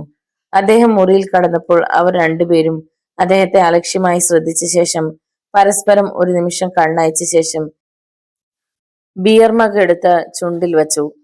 ഇടതു കൈ കൊണ്ട് ചെറി തുടച്ച ശേഷം അയാൾ മുന്നിലിരുന്ന പച്ചമുളകും കോഴിക്കുഞ്ഞിന്റെ ഇറച്ചിയും കൂടി മുറിച്ചെടുത്ത ഉപദംശം വായിലിട്ട് ചവച്ചുകൊണ്ടിരുന്നു. വെണ്ണ പുരട്ടിയ റൊട്ടിക്കഷ്ണം കയ്യിലെടുത്ത് അതിന്റെ അരികിലൂടെ വിരലോടിച്ചുകൊണ്ട് സ്ത്രീ നിശബ്ദയായിരുന്നു. താൻ കടന്നു ചെല്ലുന്നതിന് മുമ്പ് എന്തോ രഹസ്യം പരസ്പരം കൈമാറിക്കൊണ്ടിരിക്കുകയായിരുന്നുവെന്ന് പുഷ്പരാജ് ഊഹിച്ചു. സർ, മെനു കാർഡ് നോക്കുന്ന മട്ടിലിരുന്നിരുന്ന പുഷ്പരാജിന്റെ അടുത്ത് വേറൊരു വന്നു നിന്നു. റൂം 7-12-19 അദ്ദേഹം ഓർഡർ കൊടുത്തു. ബേറർ നമ്പർ കുറിച്ചെടുത്തുകൊണ്ട് ഡോർ കട്ടനിൽ കൂടി അപ്രത്യക്ഷനായി. മേശപ്പുറത്ത് അവൻ കൊണ്ടുവച്ച തണുത്ത ജലം ഉൾക്കൊണ്ടിരുന്ന ഗ്ലാസിന്റെ പുറത്ത് പുക പോലെ രൂപം കൊണ്ടിരുന്ന ജലഗണങ്ങളിൽ പുഷ്പരാജ് തന്റെ ചൂണ്ടുവിരൽ കൊണ്ട് ആ കഴുകനെ വരച്ചു. അതിനുശേഷം മനഃപൂർവ്വമല്ലാത്ത രീതിയിൽ ആ ചിത്രം തന്റെ എതിർവശത്ത് ബിയർ ഗ്ലാസിൽ ശ്രദ്ധിച്ചിരുന്ന സ്ത്രീക്ക് അഭിമുഖമായി തിരിച്ചു വെച്ചു. അവളുടെ മുഖത്ത് ഉത്കണ്ഠ ജനിപ്പിക്കുന്ന ഒരു വികാരം മിന്നി മറഞ്ഞു. അവൾ മുഖം തിരിക്കാതെ ദൃഷ്ടി മാത്രം അയാളുടെ കണ്ണുകളിലേക്ക് നീങ്ങി. അയാളുടെ കണ്ണിനകളും ഗ്ലാസ്സിലേക്ക് തിരിച്ചു. അവരുടെ നോട്ടത്തിന് യാതൊരു പ്രാധാന്യവും കൽപ്പിക്കാത്ത രീതിയിൽ അദ്ദേഹം ഗ്ലാസ് കയ്യിലെടുത്ത് അതരത്തോട് ചേർത്ത് സിപ്പ് ചെയ്ത് താഴെ വെച്ചു. കഴുകന്റെ ചിത്രം മാഞ്ഞിരുന്നു. അവരുടെ രൂപങ്ങൾ ഹൃദയത്തിന്റെ തിരശീലയിൽ നിന്നും മായാതെ ഉറപ്പിക്കുന്നതിനിടയിൽ വെയിറ്റർ ട്രേ മേശപ്പുറത്ത് വെച്ച് വിഭവങ്ങൾ നിരത്തി. വെജിറ്റബിൾ കട്ട്ലറ്റ് സാൻഡ്വിച്ചസ്, കോഴിയുടെ പൊരിച്ചെടുത്ത തുട, തണുത്ത കാപ്പി എന്നിവ മേശപ്പുറത്ത് കഴിക്കേണ്ട രീതിയിൽ സജ്ജീകരിക്കപ്പെട്ടു. അത് ആഹരിക്കുന്നതിനിടയ്ക്ക് അദ്ദേഹം അവരെ ഇടയ്ക്കിടയ്ക്ക് ശ്രദ്ധിച്ചു കൊണ്ടിരുന്നു. അവർ ഭക്ഷണം കഴിക്കുന്നതിൽ അല്പം വേഗത കൂട്ടിയിട്ടുണ്ടെന്ന് അദ്ദേഹത്തിന് തോന്നി. 10 മിനിറ്റ് കഴിഞ്ഞപ്പോൾ അവർ എണീറ്റുപോയി. സർ, പീറ്റർ വീണ്ടും വന്നു. Anything more? ഇപ്പോ ഇവിടെ ഇരുന്ന് ഭക്ഷണം കഴിച്ചുകൊണ്ടിരിക്കുന്നവരിൽ പുരുഷനൊരു ഫിലിം പ്രൊഡ്യൂസറാണ്. തലമുടിയും കൃതാവും ക്രമാതീതമായി വളർത്തിയിരിക്കുന്ന വെയിറ്ററുടെ നേരെ നോക്കി. ഓ സർ, സാറിന് എങ്ങനെ അവരെ മനസ്സിലായി? പരിചയമുണ്ടോ? അവന് സിനിമാഭിനയത്തോട് താല്പര്യമുള്ളതായി തോന്നി. എനിക്ക് അവരെ അറിയാം. അവർ എത്ര നമ്പർ മുറിയിലാണ് താമസിക്കുന്നത്? അദ്ദേഹം ചോദിച്ചു. 17 സർ. ഇന്ന് വൈകുന്നേരമാണ് എത്തിയത്. കൂടെയുള്ളത് ഒരു സിനിമാ താരമാണെന്ന് തോന്നുന്നു. അവൻ തനിക്ക് സിനിമാ നടനാകാനുള്ള താല്പര്യം വെളിപ്പെടുത്തി. ഞാൻ അവരുമായി പരിചയപ്പെടാൻ ശ്രമിക്കാം. എനിക്കും സിനിമാ നിർമ്മാണവുമായി ബന്ധമുണ്ട്. പുഷ്പരാജ് അവൻ ഉറപ്പു നൽകി. ഭക്ഷണം കഴിഞ്ഞ് മുറിയിൽ പോയിരുന്നപ്പോൾ കഴുകന്റെ ചിത്രം കണ്ട് അവരിലുണ്ടായ ഭാവ വ്യത്യാസങ്ങളെ കുറിച്ച് അദ്ദേഹം ചിന്തിച്ചു. അതുപോലെ ഹോട്ടൽ മാനേജറുടെ മുറിയിൽ നിന്ന് ലഭിച്ച കഴുകന്റെ ചിത്രങ്ങളും അദ്ദേഹത്തിന്റെ സ്മൃതി മണ്ഡലത്തിൽ കടന്നു വന്നു. ഒപ്പം തനിക്ക് ലഭിച്ച താക്കീതും. മാനേജർക്ക് ഇവരുമായി ബന്ധമുണ്ടെന്നുള്ളത് അദ്ദേഹത്തിന് ഉറപ്പായി. ഹോട്ടലിൽ നടന്ന സംഭവങ്ങളുമായി മാനേജർക്ക് ബന്ധമുണ്ടെങ്കിലും അത് തെളിയിക്കാനുള്ള യാതൊരു പഴുതുകളും അദ്ദേഹത്തിന് ലഭിച്ചില്ല. വാതിലിൽ ആരോ തട്ടി. പുഷ്പരാജ് വാതിൽ തുറന്നു. അപരിചിതനായ ഒരു മനുഷ്യൻ. ആരെ അന്വേഷിച്ചാണ് നിങ്ങൾ വന്നത്? പുഷ്പരാജ് ചോദിച്ചു. ഇതാ. അയാൾ ഒരു സീല് ചെയ്ത കത്ത് പുഷ്പരാജിന്റെ കൈവശം നൽകി. ആ കവറിൽ മേൽവിലാസം ഉണ്ടായിരുന്നില്ല. വരൂ, അകത്ത് കയറിയിരിക്കൂ. പുഷ്പരാജ് അയാൾ അകത്തേക്ക് ക്ഷണിച്ചു. അയാളുടെ മുന്നിൽ വെച്ച് അദ്ദേഹം കവർ പൊളിച്ചു. അതില് ഒറ്റ വാചകം എഴുതിയ ഒരു കടലാസ് ഉണ്ടായിരുന്നു. ജാക്സൺ നിങ്ങളെ സമീപിക്കുന്നു. സൗദാമിനി. നിങ്ങളെ സന്ധിച്ചതിൽ വളരെ സന്തോഷം മിസ്റ്റർ ജാക്സൺ. പുഷ്പരാജ് അയാൾക്ക് കൈ കൊടുത്തു. വളരെ സന്തോഷം. ജാക്സൺ പ്രതിവാദനം ചെയ്തു. നിങ്ങൾ എപ്രകാരം ഇവിടെ എത്തി? നിങ്ങൾ മരിച്ചുപോയെന്നാണ് ഞാൻ കരുതിയത്. എന്തായിരുന്നു ആ കഥ? പുഷ്പരാജ് ചോദിച്ചു. ഹോട്ടലിൽ നിന്ന് പുറത്തിറങ്ങിയ എന്നെ കായൽ തീരത്ത് വെച്ച് രണ്ടുപേർ എതിരിട്ടു. ഒരാൾ അയാളുടെ കയ്യിലുണ്ടായിരുന്ന കടാരി എടുത്ത് എന്നെ കുത്തി. അത് പ്രതീക്ഷിച്ചിരുന്ന ഞാൻ കായലിലേക്ക് വീണു. ഞാൻ മരിച്ചുപോയി എന്ന് കരുതി അവർ എന്നെ ഉപേക്ഷിച്ചു. അതിനുശേഷം ഞാൻ വേറൊരു പേരിൽ പരിസരങ്ങളിൽ ചുറ്റിക്കറങ്ങി നടന്നു. സൗദാമിനിയും നിങ്ങളുമായുള്ള ബന്ധം? പുഷ്പരാജ് അന്വേഷിച്ചു. സൗദാമിനിയെ എനിക്ക് പരിചയമുണ്ട്. എന്ത്? വിസ്മയത്തോടെയാണ് അദ്ദേഹം അത് ശ്രമിച്ചത്. അതുവരെ അദ്ദേഹം മനസ്സിലാക്കിയതിന് കോട്ടം വന്നിരിക്കുന്നു. സൗദാമിനി തന്നെ ധരിപ്പിച്ചിരുന്നതൊക്കെ കളവാണ്. അവളുടെ ഭർത്താവെന്ന് വിശേഷിക്കപ്പെട്ടിരുന്ന ജാക്സൺ അവളെ പരിചയമുണ്ടെന്ന് മാത്രമേ പറയുന്നുള്ളൂ. സൗദാമിനിയെ കുറിച്ചുള്ള അദ്ദേഹത്തിന്റെ അഭിപ്രായം നിമിഷം മാറി. തന്നോട് പറ്റിച്ചേർന്ന് തന്റെ നീക്കങ്ങളെക്കുറിച്ച് പഠിക്കുവാൻ നിയോഗിക്കപ്പെട്ടിരുന്ന ഒരാളാണ് സൗദാമിനി എന്ന് ജാക്സന്റെ സംസാരത്തിൽ നിന്നും വ്യക്തമായിരിക്കുന്നു. സൗദാമിനി ആര്? വീണ്ടും അതൊരു ചോദ്യമായി അവശേഷിച്ചു. നിങ്ങൾ സൗദാമിനിയെ അറിയുക മാത്രമേ ഉള്ളൂ? അതെ. നിങ്ങൾ ആ സ്ത്രീയുടെ ഭർത്താവല്ലേ? അല്ല. അവർക്ക് വേറെ ഭർത്താവുണ്ടോ? അറിഞ്ഞുകൂടാ. നിങ്ങൾ എങ്ങോട്ട് പറഞ്ഞയച്ചത് സൗദാമിനിയാണോ? അതെ. എന്ത് പറഞ്ഞിട്ടാണ് നിങ്ങൾ എങ്ങോട്ട് അയച്ചത്? 13-ാം നമ്പർ മുറിയിൽ ഒരു ശാസ്ത്രജ്ഞൻ താമസിക്കുന്നുവെന്ന് മാത്രം പറഞ്ഞു. ഓ, അത് ശരി. ഇനി നിങ്ങളുടെ കഥ പറയൂ. അന്ന് രാത്രി ഹോട്ടലിൽ വെച്ച് എന്ത് സംഭവിച്ചു? സൗദാമിനി അയാളെ പറഞ്ഞയച്ചിരിക്കുന്നത് തന്നെ മനസ്സിലാക്കാതെയാണ്. എങ്കിലും ഒരു ശാസ്ത്രജ്ഞനാണെന്ന് വിശേഷിപ്പിക്കാനുള്ള കാരണം മാത്രം അദ്ദേഹത്തിന് മനസ്സിലായില്ല. പറയാം. ആ രാത്രി മെറ്റിൽഡ എന്ന പേരോടുകൂടിയ ഒരു യുവതിയുമായി ഞാൻ കഴിഞ്ഞെന്ന് പറഞ്ഞില്ലേ? ഞങ്ങൾ അന്ന് മദ്യപിച്ചു. എന്റെ കൈവശം 2 ടാബ്ലറ്റുകൾ ഉണ്ടായിരുന്നു. അത് മദ്യത്തിൽ കലർത്തി ആ സ്ത്രീക്ക് കൊടുക്കണമെന്ന് എനിക്കൊരു നിർദ്ദേശമുണ്ടായി. ആരാണ് നിർദ്ദേശിച്ചത്? പുഷ്പരാജ് ഇടയ്ക്ക് കയറി ചോദിച്ചു. ആരാണെന്ന് അറിഞ്ഞുകൂടാ. ആ കത്തിനടിയിൽ ഒരു കഴുകന്റെ ചിത്രമുണ്ടായിരുന്നു. അത് ചെയ്തില്ലെങ്കിൽ അന്ന് രാത്രിയിൽ ഞാൻ വധിക്കപ്പെടുമെന്നുള്ള കുറിപ്പുണ്ടായിരുന്നു. നിങ്ങൾ എന്ത് ചെയ്തു? ആ ടാബ്ലറ്റുകൾ മദ്യത്തിൽ കലർത്തി ഞാൻ ആ സ്ത്രീക്ക് നൽകി. അല്പം കഴിഞ്ഞ് ഞാൻ മയങ്ങിപ്പോയി. പക്ഷെ രാവിലെ അവരുടെ അടിവസ്ത്രങ്ങളല്ലാതെ മറ്റൊന്നും മുറിയിലുണ്ടായിരുന്നില്ല. പിന്നീട് ഒന്നും എനിക്ക് അറിഞ്ഞുകൂടാ. പെട്ടെന്ന് അടുത്തായി ഒരു അലർച്ച പുഷ്പരാജ് ശ്രവിച്ചു. അവർ രണ്ടുപേരും കൂടി പെട്ടെന്ന് വാതിൽ തുറന്ന ശബ്ദം കേട്ട ദിക്കിലേക്ക് ഓടി. 17-ാം നമ്പർ മുറിക്കുള്ളിൽ നിന്നാണ് ആ കരച്ചിൽ ഉയർന്നുകൊണ്ടിരുന്നത്. പുഷ്പരാജ് വാതിലിൽ ശക്തിയായി തട്ടി. ആരും വാതിൽ തുറന്നില്ല. 2 കൽപ്പിച്ച് അദ്ദേഹം വാതിൽപ്പാളിയിൽ ആഞ്ഞു ചവിട്ടി. 1/2 ഇഞ്ചിൽ ഉറപ്പിച്ചിരുന്ന വിജാഗിരികൾ സ്ഥാനം തെറ്റി പാളികൾ ഉള്ളിലേക്ക് മലർന്നു. മുകളിലത്തെ പിടിവിട്ട് വലതുപാളി ആടിക്കൊണ്ട് നിന്നപ്പോൾ പുഷ്പരാജ് അകത്ത് കടന്നു. കൊതുകുവല മുകളിലേക്ക് തെറുത്തു വെച്ചിരുന്ന കട്ടിലിൽ പുരുഷൻ കൈകാലിട്ടടിക്കുന്നു. അത് കണ്ട് അമ്പരപ്പോടെ ആ സ്ത്രീ മേശയിൽ ചേർന്നു നിന്നു. വിവിധ വികാരങ്ങളോടെ എന്ത് ചെയ്യണമെന്നറിയാതെ തന്റെ മുന്നിൽ കിടന്ന് പിടയ്ക്കുന്ന ആ ചെറുപ്പക്കാരനെ നോക്കി നിൽക്കുന്നു. ഇയാൾക്ക് എന്ത് സംഭവിച്ചു? പുഷ്പരാജ് അമ്പരപ്പോടെ ചോദിച്ചു. അറിഞ്ഞുകൂടാ സർ. അല്പം വിസ്കി കഴിച്ചു. 5 മിനിറ്റ് തികച്ചായില്ല. അതിനു മുമ്പ് ബോധം കെട്ടു വീണു. യുവതി വാതിൽക്കിലേക്ക് നോക്കി പിറുപിറുത്തു. അയാൾ അപ്പോഴും അബോധാവസ്ഥയിൽ ഞരങ്ങുകയും ശക്തിയായി തലയും കൈകാലുകളും പഴയപടി കട്ടിലിൽ ആഞ്ഞടിച്ചു കൊണ്ടുമിരുന്നു. നിമിഷങ്ങൾ കടന്നുപോയിക്കൊണ്ടിരുന്നു. അയാൾ നിശ്ചലനായി. പുഷ്പരാജ് പെട്ടെന്ന് മുറിയിലെത്തി. കൺട്രോൾ റൂമിലേക്ക് ഡയൽ ചെയ്തു. അതിനുശേഷം പുറത്തിറങ്ങി 17-ാം നമ്പർ മുറിയുടെ പുറത്തുകൂടി ഉലാത്തിക്കൊണ്ടിരുന്നു. പെട്ടെന്ന് വാതിൽ തുറന്ന് യുവതി പുറത്തു കടക്കുവാൻ ഭാവിച്ചു. പുറത്തിറങ്ങരുത്, അവിടെ തന്നെ നിൽക്കൂ, പുഷ്പരാജ് ആജ്ഞാസ്വരത്തിൽ പറഞ്ഞു. വയ്യ, അതെനിക്ക് കണ്ടുകൊണ്ട് നിൽക്കുവാൻ സാധ്യമല്ല. ആ മനുഷ്യന്റെ ശരീരം ചീഞ്ഞളിഞ്ഞുകൊണ്ടിരുന്നു. അവൾ രക്ഷപ്പെടാനുള്ള ശ്രമത്തോടെ പുറത്തേക്ക് ഇറങ്ങുവാൻ ഭാവിച്ചു. സാധ്യമല്ല. ആ രംഗത്തിന്റെ തുടക്കം മുതലുള്ള ഏക സാക്ഷി നിങ്ങളാണ്. അതുകൊണ്ട് അതിന്റെ പര്യവസാനം അറിയാതെ നിങ്ങൾ പുറത്തു പോകാൻ പാടില്ല. പുഷ്പരാജ് പുറത്തുനിന്ന് വാതിൽ ശക്തിയായി ആഞ്ഞടിച്ചു. ലിഫ്റ്റ് ഉയർന്ന് നിശ്ചലമായപ്പോൾ പുഷ്പരാജ് തന്റെ മുറിയിലേക്ക് കയറി. പോലീസ് ഉദ്യോഗസ്ഥന്മാർ സ്ഥലത്തെത്തി. അവർ 17-ാം നമ്പർ മുറിയുടെ വാതിലിൽ തട്ടി. യുവതി വാതിൽ തുറന്നു. ഇൻസ്പെക്ടറും മേലുദ്യോഗസ്ഥന്മാരും അകത്ത് കയറി. അവർ ആ മുറിയിൽ കണ്ട കാഴ്ച ഭീമത്സമായിരുന്നു. കട്ടിലിൽ കിടന്ന മനുഷ്യന്റെ മൃതശരീരം ദ്രവിച്ചു തുടങ്ങുന്ന കാഴ്ചയാണ് അവർ കണ്ടത്. പുഷ്പരാജ് വേഷം മാറി സ്വയരൂപത്തിൽ മുറിയിൽ വന്നു. വിശ്വസിക്കാൻ സാധ്യമല്ലാത്ത ആ രംഗം കണ്ട് അദ്ദേഹം നിശ്ചലനായി നിന്നുപോയി. ഇതിനു മുമ്പ് ഒരിക്കലും ഇതുപോലൊരു രംഗത്തിന് അദ്ദേഹം സാക്ഷിയാകേണ്ടി വന്നിട്ടില്ല. ഈ മനുഷ്യന് എന്താണ് സംഭവിച്ചത്? ഇൻസ്പെക്ടർ യുവതിയുടെ നേർക്ക് തിരിഞ്ഞു. അറിഞ്ഞുകൂടെ സർ, അവൾ ഉരുവിട്ടു. പ്രാഥമിക നടപടികൾക്ക് ശേഷം മൃതശരീരം പോസ്റ്റ്മോർട്ടത്തിന് അയക്കുവാനുള്ള നടപടികൾ ആരംഭിച്ചു. ഹോട്ടൽ മാനേജർ ഈ അവസരത്തിൽ യാതൊരു അഭിപ്രായവും പറയാതെ രംഗം കണ്ടുകൊണ്ടു നിന്നു. ഇതിനിടയ്ക്ക് അദ്ദേഹം ഇൻസ്പെക്ടറെ അടുത്ത് വിളിച്ചു. സർ, എനിക്കൊരു അഭിപ്രായമുണ്ട്. അയാൾ ചുരുട്ട് വലിച്ചുകൊണ്ട് ഇൻസ്പെക്ടറെ അളന്നു. എന്താണ് നിങ്ങൾ പറയുന്നത്? ഇൻസ്പെക്ടർ ചോദിച്ചു. താങ്കൾക്കറിയാമല്ലോ, ഇതൊരു പ്രശസ്തമായ സ്ഥാപനമാണെന്ന്. 100-ലധികം ജോലിക്കാർ ഇവിടെ ജോലി ചെയ്യുന്നുണ്ട്. ഇങ്ങനെ ഒരു മരണം ഇവിടെ നടന്നുവെന്ന് പരസ്യമായാൽ ഈ ഹോട്ടലിനെ അത് ബാധിക്കും. അതുകൊണ്ട് ഒരു ബിസിനസ് സ്ഥാപനത്തിന്റെ ഭാവിയെ പറ്റി ചിന്തിച്ച് ഈ സംഭവം തികച്ചും രഹസ്യമായി സൂക്ഷിക്കണമെന്ന് ഞാൻ താഴ്മയോടെ അഭ്യർത്ഥിക്കുകയാണ്.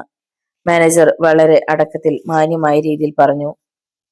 അതിന് ഞങ്ങൾ എന്ത് ചെയ്യണമെന്നാണ് താങ്കൾ പറയുന്നത്? ഇൻസ്പെക്ടർ അയാൾ എന്താണ് ഉദ്ദേശിക്കുന്നത് അറിയാൻ തീരുമാനിച്ചു. ഇപ്പോ മണി 9:30. അയാൾ വാച്ച് നോക്കിക്കൊണ്ട് പറഞ്ഞു. 1 മണി കഴിയുമ്പോ നഗരവും ഹോട്ടലും ശാന്തമാവും. അപ്പോ ആരും അറിയാതെ നിങ്ങൾക്കിത് നീക്കം ചെയ്യാം. ഇല്ലെങ്കിൽ എങ്ങനെയെങ്കിലും ഇത് പുറത്തറിയും. നാളെ രാവിലെ ഇറങ്ങുന്ന വർത്തമാന പത്രങ്ങളിൽ വാർത്ത വരും. ആത്മഹത്യകൾ ഹോട്ടലുകളിൽ സാധാരണയാണ്. പക്ഷേ അത് പൊതുജന മധ്യത്തിൽ പരസ്യമാക്കിയാൽ ഇതിന്റെ നടത്തിപ്പിന് ഹാനി സംഭവിക്കും. ഹാനിയെന്ന് ഞാൻ പറഞ്ഞത് 100 കുടുംബങ്ങളുടെ കാര്യമാണ്. മാനേജർ അത്രയും പറഞ്ഞ ശേഷം ഇൻസ്പെക്ടറിൽ നിന്നും അനുഭാവ സൂചകമായി ഒരു മറുപടി ലഭിക്കുവാൻ കാത്തിരുന്നു. ഹോട്ടൽ മാനേജറുടെ ഭാഗ്യം കൊണ്ട് ആ ഭാഗത്തേക്ക് ആരും ആ സമയത്ത് കയറി വന്നില്ല. സംഭവം അറിഞ്ഞ ഉടനെ 3-ാമത്തെ നിലയിൽ മുറി പുതുതായി ആവശ്യപ്പെടുന്ന ആർക്കും നൽകേണ്ടതില്ലെന്ന് കൗണ്ടറിൽ അദ്ദേഹം വിളിച്ചു പറഞ്ഞു. മാനേജറുടെ അഭ്യർത്ഥനയെ കുറിച്ച് ഇൻസ്പെക്ടർ കുറെ സമയം ആലോചിച്ചു. അത് ന്യായമായ ഒരു ആവശ്യമാണെന്ന് അദ്ദേഹത്തിന് തോന്നി. നഗരത്തിലെ തിരക്കുള്ള ഒരു ഹോട്ടലിൽ നിന്ന് തിരക്കുള്ള സമയത്ത് ഒരു മൃതശരീരം പരസ്യമായി പുറത്തെടുക്കുന്നത് അത്ര നല്ല നടപടിയാണെന്ന് ഇൻസ്പെക്ടർക്ക് തോന്നിയില്ല. അതുകൊണ്ട് ആ ചെറിയ അപേക്ഷ മനുഷ്യത്വത്തിന്റെ പേരിൽ അദ്ദേഹം സമ്മതിച്ചു.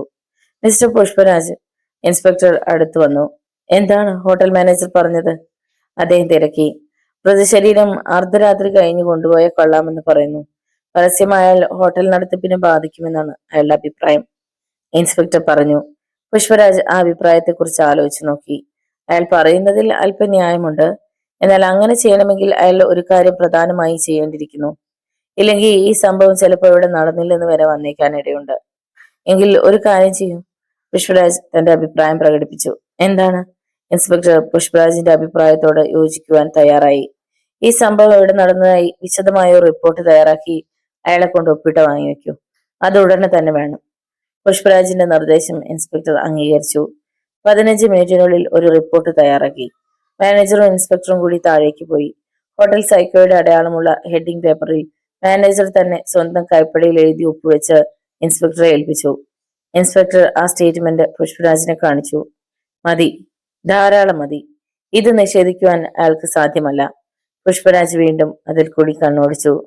ആ യുവതിയെ ഇനി ഇവിടെ നിർത്തിയിട്ട് കാര്യമില്ല. അവരെ സ്റ്റേഷനിലേക്ക് കൊണ്ടുപോകുന്നതാണ് നല്ലത്. ഇൻസ്പെക്ടർ 2 പോലീസ് ഉദ്യോഗസ്ഥന്മാരെ വിളിച്ച് വിവരം പറഞ്ഞു. അവർ യുവതിയെയും കൂട്ടി സ്റ്റേഷനിലേക്ക് പോയി. 2 പേർ 17-ാം നമ്പർ മുറിക്ക് കാവൽ നിന്നു. തികച്ചും അസാധാരണമായ ഒരു രംഗമാണ് ഞാൻ ഇവിടെ കണ്ടത്, തന്റെ മുറിയിൽ എത്തിയപ്പോൾ പുഷ്പരാജ് പറഞ്ഞു. ഒരു നിലവിളി കേട്ട് ഞാൻ ഓടിച്ചെന്നപ്പോ മുറി അകത്തു നിന്നും പൂട്ടിയിരുന്നു. പലതവണ തട്ടിയിട്ടും വാതിൽ തുറന്നില്ല. ഉള്ളിൽ ചില ഞരക്കങ്ങൾ ഉയർന്നുകൊണ്ടിരുന്നു. ഞാൻ കരുതിയത് ആ സ്ത്രീയെ അയാൾ അപകടപ്പെടുത്തുകയെന്നാണ്. അതുകൊണ്ട് ഞാൻ വാതിൽ പുറത്തുനിന്ന് ബലം പ്രയോഗിച്ചു തുറന്നു. പക്ഷെ ഞാൻ കണ്ട കാഴ്ച എന്റെ പ്രതീക്ഷയ്ക്ക് വിപരീതമായിരുന്നു. ആ പുരുഷൻ കട്ടിലിൽ കിടന്ന് മരണവിപ്രാണങ്ങൾ കാണിക്കുന്നതാണ് ഞാൻ കണ്ടത്. ആ യുവതി ഭയന്ന് വിറച്ചു നിൽക്കുന്നത് ഞാൻ കണ്ടു. മിനിറ്റുകൾ കൊണ്ട് ആ ശരീരം ഇത്രമാത്രം വൈകൃതമായതിൽ അത്ഭുതം തോന്നുന്നു. ഇന്ന് വൈകുന്നേരം മാത്രമാണ് അവർ 2 പേരും ഈ ഹോട്ടലിൽ മുറിയെടുത്തത്. ഡൈനിങ് ഹാളിൽ വെച്ച് അവരെ കാണുകയുണ്ടായി. അവർ തമ്മിൽ ദീർഘകാലത്തെ പരിചയക്കാരാണെന്ന് തോന്നുന്നില്ല. ഹോട്ടൽ മാനേജറെ കുറിച്ച് താങ്കളുടെ അഭിപ്രായം എന്താണ്? ഇൻസ്പെക്ടർ തന്റെ തൊപ്പി മേശയിൽ നിന്നെടുത്ത് അതിന്റെ മുദ്രയിൽ പറ്റിയിരുന്ന പൊടി തുടച്ചു കളഞ്ഞുകൊണ്ട് ചോദിച്ചു. അയാൾ അത്ര പെർഫെക്റ്റ് ആണെന്ന് തോന്നുന്നില്ല. ഈ ഹോട്ടലിൽ ഇതിനു മുമ്പ് ഇതുപോലെയുള്ള സംഭവങ്ങൾ നടന്നിട്ടുണ്ട്. എന്നാൽ അതൊന്നും തെളിവില്ലാതെ മാഞ്ഞു പോവുകയാണ് ചെയ്തത്. ഒരു പോർച്ചുഗീസുകാരനെ ഇവിടെ വെച്ച് കാണാതായിട്ടുണ്ട്. അയാളോടൊപ്പം അപ്പോൾ രാത്രി കഴിഞ്ഞുകൂടിയിരുന്ന ഒരു യുവതിയെ ഞാൻ പരിചയപ്പെട്ടു, നിറ്റിൽഡ എന്നൊരു സ്ത്രീ. അവർ ഒരു നർത്തകിയാണ്. അയാൾ എപ്രകാരം മറഞ്ഞു എന്നുള്ളതിനെ കുറിച്ച് ആ സ്ത്രീക്ക് യാതൊരു രൂപവുമില്ല. അന്ന് അവർ നല്ലവണ്ണം മദ്യപിച്ചിരുന്നതായി പറയുന്നുണ്ട്. എനിക്ക് തോന്നുന്നത് ഇപ്പൊ ദൃക്സാക്ഷിയായ സംഭവം പോലെ ഒന്നായിരിക്കും അതെന്നുള്ളതാണ്. ആ മൃതശരീരം എങ്ങനെയോ മറവ് ചെയ്തതായിരിക്കുവാനാണ് സാധ്യത. ഈ ശരീരം പോസ്റ്റ്മോർട്ടം ചെയ്തെങ്കിലേ മരണം എപ്രകാരം നടന്നു എന്നുള്ളതിനെ കുറിച്ച് ഒരു തീരുമാനത്തിലെത്തുവാൻ നമുക്ക് കഴിയൂ. ആ സ്ത്രീയെ ചോദ്യം ചെയ്താൽ കുറെയൊക്കെ അറിയുവാൻ കഴിയുമെന്നാണ് തോന്നുന്നത്. ഒരു കാര്യം നാം വളരെ ശ്രദ്ധിക്കണം. ആ സ്ത്രീക്ക് യാതൊരുവിധ ആപത്തും സംഭവിച്ചുകൂടാ. പുഷ്പരാജ് വാച്ചിൽ നോക്കിക്കൊണ്ട് പറഞ്ഞു. മാനേജറെ സംശയിക്കുവാനുള്ള യാതൊരു സന്ദർഭങ്ങളും അയാൾ നൽകുന്നില്ല. ഇങ്ങനെയുള്ള നിർണായക ഘട്ടങ്ങളിൽ കൈക്കൂലി കൊടുത്ത ഉദ്യോഗസ്ഥന്മാരെ വശപ്പെടുത്താൻ ശ്രമിക്കുന്നവരുണ്ട്. എന്നാൽ അതിനെക്കുറിച്ച് അയാൾ യാതൊന്നും സംസാരിക്കുന്നുമില്ല. അതിൽ നിന്ന് അയാളുടെ സ്വഭാവം നമുക്ക് തീരുമാനിക്കുവാൻ വയ്യ. ചെറുപ്പക്കാരായ പോലീസ് ഉദ്യോഗസ്ഥന്മാർ കോഴ വാങ്ങുന്നവരല്ലെന്ന് അവർക്ക് നന്നായി അറിയാം. മാത്രമല്ല, അങ്ങനെ എന്തെങ്കിലും സൂചനയുണ്ടായാൽ അയാളെ നാം സംശയിക്കുമെന്നും അയാൾക്ക് ബോധ്യമുണ്ട്. ഒരുപക്ഷെ അങ്ങനെയുള്ള ധാരണയിലായിരിക്കും അയാൾ നിലകൊള്ളുന്നത്. ഒന്ന് ആലോചിച്ചു നോക്കൂ. അയാൾ എന്തെങ്കിലും തുക ഓഫർ ചെയ്താൽ അയാളെ നാം കൂടുതൽ സംശയിക്കുകയില്ലേ? അയാൾ പഠിച്ച കള്ളനാണ്. പുഷ്പരാജ് പറഞ്ഞതിനോട് ഇൻസ്പെക്ടർ യോജിച്ചു. മിനിറ്റുകൾ നീങ്ങുന്നില്ലെന്ന് അവർക്ക് തോന്നി. മൃതശരീരം അവിടെ നിന്ന് നീക്കം ചെയ്ത് പരിശോധിച്ചെങ്കിൽ മാത്രമേ അതിന്റെ കാരണം എന്താണെന്ന് അറിയാനൊക്കൂ എന്നുള്ള ചിന്തയിൽ പുഷ്പരാജ് മുറിക്കുള്ളിൽ അങ്ങോട്ടും ഇങ്ങോട്ടും നടന്നു. ഫോൺ ബെല്ലടിച്ചു. സംശയിച്ചു നിന്ന ശേഷം പുഷ്പരാജ് റിസീവർ കയ്യിലെടുത്തു. ആരാണ് സംസാരിക്കുന്നത്? അതെ, ഞാൻ തന്നെ. സൗദാമിനിയോ? എന്ത്? കഴിയുന്നതും വേഗമോ? ഇല്ലെങ്കിൽ ഹലോ ഹലോ. ഇടയ്ക്ക് വെച്ച് സംഭാഷണം മുറിഞ്ഞുപോയി. നിരാശയോടെ പുഷ്പരാജ് റിസീവർ താഴെ വെച്ചു. വീണ്ടും ബെല്ലടിക്കുന്നുണ്ടോ എന്നറിയാനുള്ള ആകാംക്ഷയോടെ അദ്ദേഹം ഫോണിനടുത്ത് തന്നെ നിന്നു. ആരാണ് സംസാരിച്ചത്? ഇൻസ്പെക്ടർ അന്വേഷിച്ചു. ഒരു സ്ത്രീയാണ്. അവരെ എനിക്ക് പരിചയമുണ്ട്. കഴിയുന്നതും വേഗമെന്ന് അവർ പറഞ്ഞത് എന്തിനു ഉദ്ദേശിച്ചാണ്? ഇൻസ്പെക്ടർ തൊപ്പി മേശപ്പുറത്ത് വെച്ചുകൊണ്ട് ചോദിച്ചു. മൃതശരീരം എത്രയും വേഗം പോസ്റ്റ്മോർട്ടം നടത്തണമെന്നാണ് ആ സ്ത്രീ പറഞ്ഞത്. അതിന്റെ കാരണം ചോദിച്ചിട്ട് അവർ പറഞ്ഞില്ല. അതോ ലൈൻ കട്ടായതാണോ എന്നും അറിഞ്ഞുകൂടാ. അവർ ഇവിടെ ഇല്ലല്ലോ, ബോംബെക്ക് പോവുകയെന്നാണ് അവർ എന്നോട് പറഞ്ഞത്. ഞാനൊരു കാര്യം ചോദിച്ചോളട്ടെ? പുഷ്പരാജ് എക്സ്ചേഞ്ചിലേക്ക് ഡയൽ ചെയ്തു. Hello, excuse me. 22-426 നിന്നാണ്. ഇപ്പൊ ഇങ്ങോട്ട് വിളിച്ചത് ലോക്കൽ ആയിരുന്നോ ട്രങ്ക് ആയിരുന്നോ? ലോക്കലാണോ? Thank you. റിസീവർ താഴെ വെച്ച് അദ്ദേഹം വീണ്ടും ചിന്തയിലാണ്ടു. വീണ്ടും കാര്യങ്ങൾ കെട്ടുപണയുകയാണ്. ആ സ്ത്രീ ഇന്നലെ ബോംബെക്ക് പോയതാണ്. ചിലപ്പോ അവർ പ്രോഗ്രാം ക്യാൻസൽ ചെയ്തതായിരിക്കുമോ? അവരുടെ നമ്പർ അറിഞ്ഞില്ലല്ലോ. ചിലപ്പോ ഏതെങ്കിലും പബ്ലിക് കോളിൽ നിന്നായിരിക്കും വിളിച്ചത്. അതുകൊണ്ട് നമുക്ക് അറിയുവാൻ കഴിയില്ല.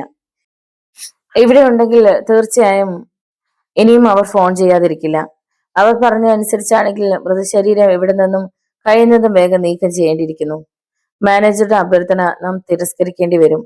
സാരമില്ല, ഞാൻ അതിന് പോംവഴി കണ്ടുപിടിക്കാം. താങ്കൾ ഒരു കാര്യം ചെയ്യൂ. ആശുപത്രിയിൽ നിന്ന് ഒരു ആംബുലൻസ് വിളിക്കൂ. ഒരു രോഗിയെ കൊണ്ടുപോകുന്നത് പോലെ നമുക്ക് പ്രേതം നീക്കം ചെയ്യാം. മാനേജർക്കും അതിൽ എതിർപ്പ് പ്രകടിപ്പിക്കാൻ സാധ്യമല്ല. നമുക്ക് വേണമെങ്കിൽ കോണ്ടാക്ട് ചെയ്യാം. പുഷ്പരാജ് ഡയൽ ചെയ്തു. അയാൾക്ക് എതിർപ്പില്ലെന്നാണ് പറയുന്നത്. എങ്കിൽ താങ്കൾ ഞാൻ പറയുന്നത് പോലെ ചെയ്യൂ. പുഷ്പരാജ് റിസീവർ ഇൻസ്പെക്ടറുടെ കയ്യിൽ കൊടുത്തു. അതെ, ഹോസ്പിറ്റൽ അല്ലേ? വളരെ സീരിയസ് ആണ്. ആംബുലൻസ് സ്ഥലത്തില്ലേ? വാനിൽ കൊണ്ടുവന്നാൽ മതിയെന്നോ? ഓക്കെ. ഇൻസ്പെക്ടർ റിസീവർ താഴെ വെച്ചു. എന്താ ചെയ്യുക? പുഷ്പരാജ് എണീറ്റ് വാതിൽ വരെ പോയി തിരികെ വന്നു. ഫോൺ വീണ്ടും ശബ്ദിച്ചു. എന്ത്? ആംബുലൻസ് എത്തിയെന്നോ? ഉടനെ അയക്കുമെന്നോ? അദ്ദേഹം സന്തോഷത്തോടെ പിന്തിരിഞ്ഞു. ആംബുലൻസ് അയക്കുന്നുണ്ട്. നമുക്ക് 17 നമ്പർ മുറിയിലേക്ക് പോകാം. ഇൻസ്പെക്ടറും പുഷ്പരാജും കൂടി മൃതശരീരം കിടക്കുന്ന മുറിയിലേക്ക് നടന്നു. പോലീസ് ഉദ്യോഗസ്ഥന്മാർ അവിടെ കാവൽ നിന്നിരുന്നു. ഒരാൾ താഴെ പോയി നിൽക്കൂ. ഒരു ആംബുലൻസ് വന്നാൽ ഉടൻ കയറി വരൂ. ഇൻസ്പെക്ടറും പുഷ്പരാജും വീണ്ടും 17 നമ്പർ മുറിയിൽ കയറി മൃതശരീരം പരിശോധിച്ചു. മൃതശരീരത്തിൽ എന്തെങ്കിലും മാറ്റങ്ങൾ കാണുന്നുണ്ടോ? പുഷ്പരാജ് ഇൻസ്പെക്ടറോട് ചോദിച്ചു. അദ്ദേഹം അടുത്തു ചെന്ന് സൂക്ഷിച്ചു നോക്കി. വിവിധ വികാരങ്ങളോടെ പുഷ്പരാജ് ആ ശരീരത്തിന്റെ ഓരോ ക്യൂബിക് സെന്റിമീറ്റർ സ്ഥലത്തും തന്റെ ദൃഷ്ടി ഊന്നിക്കൊണ്ട് നിന്ന് പരിശോധിച്ചു. പഴയതിലും ചുരുങ്ങിയിട്ടുണ്ട്. ഉണങ്ങി വരികയാണെന്ന് തോന്നുന്നു. കഴിയുന്നതും വേഗം നാം ഇത് പോസ്റ്റ്മോർട്ടം നടത്തിയില്ലെങ്കിൽ നാം പരാജയപ്പെടും. ഇൻസ്പെക്ടർ അക്ഷമയോടെ മാച്ചിന്റെ സെക്കൻഡ് സൂചി വൃത്താകാരത്തിൽ സഞ്ചരിക്കുന്നത് നോക്കി നിന്നു. വെളുത്ത ഷർട്ടും പാൻസും ധരിച്ച ഒരാൾ ലിഫ്റ്റിൽ കൂടി 3-ാം നിലയിലെത്തി. 17 നമ്പർ മുറിയുടെ വാതിൽക്കൽ വന്നു നിന്നു. ആംബുലൻസ് കൊണ്ടുവന്നിട്ടുണ്ട്, അയാൾ സാവധാനത്തിൽ പറഞ്ഞു. എങ്കിൽ ശരീരം വാനിൽ കയറ്റൂ, ഇൻസ്പെക്ടർ പോലീസ് ഉദ്യോഗസ്ഥന്മാരോട് പറഞ്ഞു. ആ ശരീരം നിങ്ങൾ കേടുകൂടാതെ സൂക്ഷിക്കണം. ആ ബെഡ്ഷീറ്റും കൂട്ടി പിടിച്ചെടുത്തോളൂ, പുഷ്പരാജ് മുന്നറിയിപ്പ് നൽകി. അവർ രണ്ടുപേരും കൂടി ശരീരം ഷീറ്റോടു കൂടി പിടിച്ച ലിഫ്റ്റിലെത്തി. പോലീസ് ഇൻസ്പെക്ടറും അവരെ അനുഗമിച്ചു. ഡിറ്റക്റ്റീവ് പുഷ്പരാജ് ഹോസ്പിറ്റലിൽ എത്തിക്കൊള്ളാമെന്ന് പറഞ്ഞു. മൃതശരീരം വഹിച്ചുകൊണ്ട് ലിഫ്റ്റ് താഴേക്ക് നിറങ്ങി. ഹോട്ടൽ സൈക്കോയുടെ ഗേറ്റിനപ്പുറം ഇടത്തോട്ട് മാറി ആംബുലൻസ് വാൻ കിടന്നിരുന്നു. വാനിന്റെ പിൻവശം വെളുത്ത ഷർട്ടുകാരൻ തുറന്നുകൊടുത്ത് വളരെ ജാഗ്രതയോടെ പോലീസ് ഉദ്യോഗസ്ഥന്മാർ പ്രേതം വാനിൽ കയറ്റി വെച്ചു. ഇൻസ്പെക്ടർ പിന്നിൽ കിടന്ന ജീപ്പിൽ കയറി. ആംബുലൻസ് വാൻ മുന്നോട്ട് നീങ്ങി. വടക്കോട്ട് 1/2 മൈൽ ദൂരം പോയ ശേഷം വാഹനം വലത്തോട്ട് തിരിഞ്ഞ് ഇരുവശത്തും ഓടയുള്ള വഴിയിൽ കൂടി പോയിക്കൊണ്ടിരുന്നു. ഹേ! ഒരു വെടി ഇരുളിൽ നിന്നും പൊട്ടി. ഇൻസ്പെക്ടർ സഞ്ചരിച്ചിരുന്ന ജീപ്പ് വലതുവശത്തേക്ക് ചെരിഞ്ഞ് ചുവരിൽ ഇടിച്ചു നിന്നു. അദ്ദേഹം അതിനുള്ളിൽ നിന്നും ചാടിയിറങ്ങി ആംബുലൻസിന്റെ പിന്നാലെ ഓടി. വാനിന്റെ പിന്നിൽ മൃതശരീരത്തോടൊപ്പം ഇരുന്ന പോലീസ് ഉദ്യോഗസ്ഥന്മാർ ഈ വിവരം അറിഞ്ഞിരുന്നില്ല. അടുത്ത വളവും കഴിഞ്ഞ് വാൻ അപ്രത്യക്ഷമായി. ഇതികർത്തിവേദാമൂഢനായി ഇൻസ്പെക്ടർ അല്പസമയം നിന്ന ശേഷം അതിവേഗം വലതുവശത്തുള്ള ഇടവഴിയിലേക്ക് തിരിഞ്ഞു. അടുത്തു കണ്ട ഗേറ്റിലെ ബോർഡ് പരിശോധിച്ച ശേഷം ഇലക്ട്രിക് ബെല്ലിന്റെ സ്വിച്ചിൽ അദ്ദേഹം വിരലമർത്തി. നിമിഷങ്ങൾക്കകം വാതിൽ തുറക്കപ്പെട്ടു. ഹലോ, ഈ രാത്രിയിൽ? പുറത്തേക്ക് ഇറങ്ങി വന്ന അഡ്വക്കേറ്റ് ബാലചന്ദ്രൻ ചോദിച്ചു. താങ്കളുടെ മോട്ടോർ സൈക്കിൾ അത്യാവശ്യമായി ഒന്ന് വേണം. വിവരങ്ങൾ പിന്നീട് പറയാം, അക്ഷമയോടെ ഇൻസ്പെക്ടർ പറഞ്ഞു. ബാലചന്ദ്രൻ വീട്ടിലേക്ക് കയറി സ്വിച്ച് കീയുമായി തിരികെ വന്ന് കിഴക്ക് വശത്തുള്ള ഷെഡിൽ നിന്ന് മോട്ടോർ സൈക്കിൾ പുറത്തേക്ക് ഉരുട്ടി വെച്ചു. ഇൻസ്പെക്ടർ കീ വാങ്ങി വാഹനം സ്റ്റാർട്ടാക്കി അതിവേഗം ആംബുലൻസ് തിരിഞ്ഞുപോയ പാതയിൽ കൂടി പിന്തുടർന്നു. ഇടത്തോട്ടും വലത്തോട്ടും തിരിഞ്ഞു പോകുന്ന ഇടുങ്ങിയ പാതകളിൽ കൂടി യാത്ര ചെയ്ത് അദ്ദേഹം ഒരു വിഫല ശ്രമം നടത്തി നോക്കിയെങ്കിലും പ്രയോജനപ്പെട്ടില്ല. നിരാശനായ അദ്ദേഹം പ്രധാന പാതയിൽ കൂടി കിഴക്കോട്ട് യാത്ര തുടർന്നു. നഗരത്തിൽ നിന്നും അകന്ന് 5 കിലോമീറ്റർ യാത്ര ചെയ്തപ്പോൾ വലതുവശത്തുള്ള വയലിൽ ഒരു മൂലയിലായി തീ എരിയുന്നത് കണ്ടു. സംശയം തോന്നിയ അദ്ദേഹം മോട്ടോർ സൈക്കിൾ നിർത്തി ഇറങ്ങിച്ചെന്നു. അടുത്തെത്തിയപ്പോൾ മാംസം കരിഞ്ഞ രൂക്ഷമായ ഗന്ധം അദ്ദേഹത്തിന്റെ നാസാരന്ധ്രങ്ങളിലേക്ക് ഊർന്നു കയറി. സമീപ സ്ഥലങ്ങളിൽ ആരെയും കണ്ടില്ല. കത്തിയെരിഞ്ഞ് ചാമ്പലായി കഴിഞ്ഞിരുന്ന ആ മൃതശരീരം വാനിൽ കൊണ്ടുപോയതായിരിക്കുമോ എന്ന് അദ്ദേഹം സംശയിച്ചു. അങ്ങനെയാണെങ്കിൽ വാനിൽ സഞ്ചരിച്ചിരിക്കുന്ന പോലീസ് ഉദ്യോഗസ്ഥന്മാർക്ക് എന്ത് സംഭവിച്ചു എന്നുള്ളത് വീണ്ടും ഒരു പ്രശ്നമായി തലപൊന്തിച്ചു. ഏത് ദിക്കിലേക്ക് യാത്ര ചെയ്യണമെന്നറിയാതെ അദ്ദേഹം പരുങ്ങി നിന്നു. കയ്യിലകപ്പെട്ട ഏറ്റവും പ്രാധാന്യമേറിയ ആ മൃതശരീരം നഷ്ടപ്പെട്ടു എന്നറിഞ്ഞാൽ താൻ ഈ ജോലിയിൽ തുടരുന്നത് കൊണ്ട് യാതൊരു വിശേഷവുമില്ലെന്ന് അദ്ദേഹത്തിന് തോന്നി.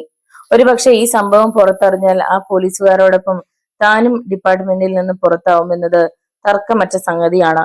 അതുകൊണ്ട് പോലീസ് ഉദ്യോഗസ്ഥന്മാരെ തെരഞ്ഞു പിടിക്കുവാൻ തന്നെ അദ്ദേഹം തീരുമാനിച്ചു. ആശുപത്രിയിൽ ചെന്ന് വിവരം അന്വേഷിക്കാമെന്നുള്ള തീരുമാനത്തോടെ അദ്ദേഹം വയലിൽ നിന്നും റോഡിലെത്തി. പെട്ടെന്ന് വയലിന്റെ ഏകദേശം നടുഭാഗത്ത് ഉയർത്തി കെട്ടിയിരുന്ന കാവൽപുരയിൽ ഒരു തീപ്പെട്ടി കമ്പ് ഉരഞ്ഞു കിടന്നത് അദ്ദേഹം ഒരു മിന്നൽ പോലെ കണ്ടു. മുങ്ങി മരിക്കുവാൻ പോകുന്നവന് കച്ചിത്തുരുമ്പ് ലഭിക്കുന്നത് പോലെ ഇൻസ്പെക്ടർ കാവൽപുരയിലേക്ക് ഓടി. അടുത്തെത്തിയപ്പോൾ ഒരു ബീഡിയുടെ എരിഞ്ഞുകൊണ്ടിരിക്കുന്ന ഒരു ഭാഗം ഒരു തിളങ്ങുന്ന പൊട്ടുപോലെ അദ്ദേഹം കണ്ടു. ഇൻസ്പെക്ടർ അടുത്തു ചെന്നു. അയാൾ ബീഡി കുത്തിക്കെടുത്തി. കാവൽപുരയിൽ ഇരുൾ ഉറഞ്ഞുകൂടി. ആരാണത്? ഇൻസ്പെക്ടർ ചോദിച്ചു. എന്തു വേണം? ഉറക്കച്ചടവോടെ അയാൾ അടിച്ച് ചെവിയിൽ തിരികിയിരുന്ന ബീഡി എടുത്ത് തീപ്പെട്ടി ഉരച്ച് കൊളുത്തി. ഇൻസ്പെക്ടറുടെ വേഷം കണ്ടപ്പോൾ അയാൾ ചാടിയിറങ്ങി. നിങ്ങൾ എന്തിനാണ് ഇവിടെ കിടക്കുന്നത്? ഇൻസ്പെക്ടർ തിരക്കി. ആ കൂട്ടിയിരിക്കുന്ന വൈക്കോലിനടിയിൽ നെല്ലാണ് യമാനെ, ഞാൻ കാവലാ. അവൻ ബീഡി അതിനകം കെടുത്തിയിരുന്നു. ഇരുളിൽ ഇൻസ്പെക്ടർക്ക് അവന്റെ മുഖം കണ്ടുകൂടായിരുന്നു. ഒരാൾ തന്റെ മുന്നിൽ നിൽക്കുന്നു എന്നതിൽ കവിഞ്ഞ് അരന്റെ വെളിച്ചത്തിൽ അദ്ദേഹത്തിന് ആളെ തിരിച്ചറിയാൻ കഴിഞ്ഞില്ല. നിങ്ങൾ ഇവിടെ കിടക്കാൻ തുടങ്ങിയിട്ട് എത്ര സമയമായി? ഇൻസ്പെക്ടർ ചോദിച്ചു. ആദ്യ ഷോ കഴിഞ്ഞ് വന്ന് കിടന്നതാണ്. ആഹാരം കഴിച്ചില്ലേ? ടൗണിൽ നിന്ന് കഴിച്ചു. ആ ഭാഗത്ത് തീ എരിയുന്നത് നിങ്ങൾ കണ്ടില്ലേ? കണ്ടു. അത് കുറച്ചു മുമ്പേ തീ പിടിച്ചതാണ്. അവിടെ എന്താണ് കത്തിയിരുന്നതെന്ന് നിങ്ങൾക്കറിയാമോ? കുറെ വൈക്കോൽ കൂടി കിടക്കുന്നത് ഞാൻ വളരെ മുമ്പ് കണ്ടതാണ്. ആരാണ് അതിന് തീ വെച്ചതെന്ന് അറിയാമോ? തീ വെച്ചതായിരിക്കില്ല, എങ്ങനെയോ തീ പിടിച്ചതായിരിക്കും. തനിയെ വൈക്കോലിന് തീ പിടിക്കുമോ? റോഡിൽ നിന്ന് ആരെങ്കിലും സിഗരറ്റ് കൊണ്ട് വലിച്ചെറിഞ്ഞതായിരിക്കും. തീ പിടിക്കാൻ തുടങ്ങുന്നത് കണ്ടിട്ടും നിങ്ങൾ അത് കെടുത്തുവാൻ തുനിയാത്തത് എന്തുകൊണ്ടാണ്? സാധാരണ ഇങ്ങനെ സംഭവിക്കുന്നതാണ്. കെടുത്തുവാൻ പോയത് കൊണ്ട് വലിയ പ്രയോജനമൊന്നുമില്ല. പിന്നെ ആ വൈക്കോൽ മോശമാണ്, അവരത് ഉപേക്ഷിച്ചതാണ്. ഇവിടെ ഒരു വാഹനം വന്നു നിൽക്കുന്നത് നിങ്ങൾ കണ്ടിരുന്നോ? ഒരു വണ്ടി വന്ന് കുറെ സമയം നിന്നെന്നാണ് തോന്നുന്നത്. ഞാനത് അത്ര ശ്രദ്ധിച്ചില്ല. ആ വണ്ടി എങ്ങോട്ടാണ് പോയതെന്ന് അറിയാമോ? കിഴക്കോട്ടാണെന്ന് തോന്നുന്നു.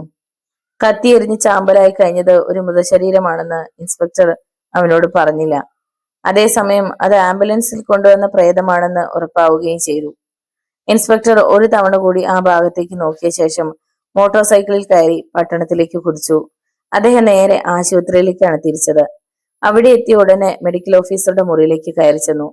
ഇവിടുത്തെ ആംബുലൻസ്മാനെ ഒന്ന് കണ്ടാൽ കൊള്ളാമായിരുന്നു, ഇൻസ്പെക്ടർ ആവശ്യപ്പെട്ടു.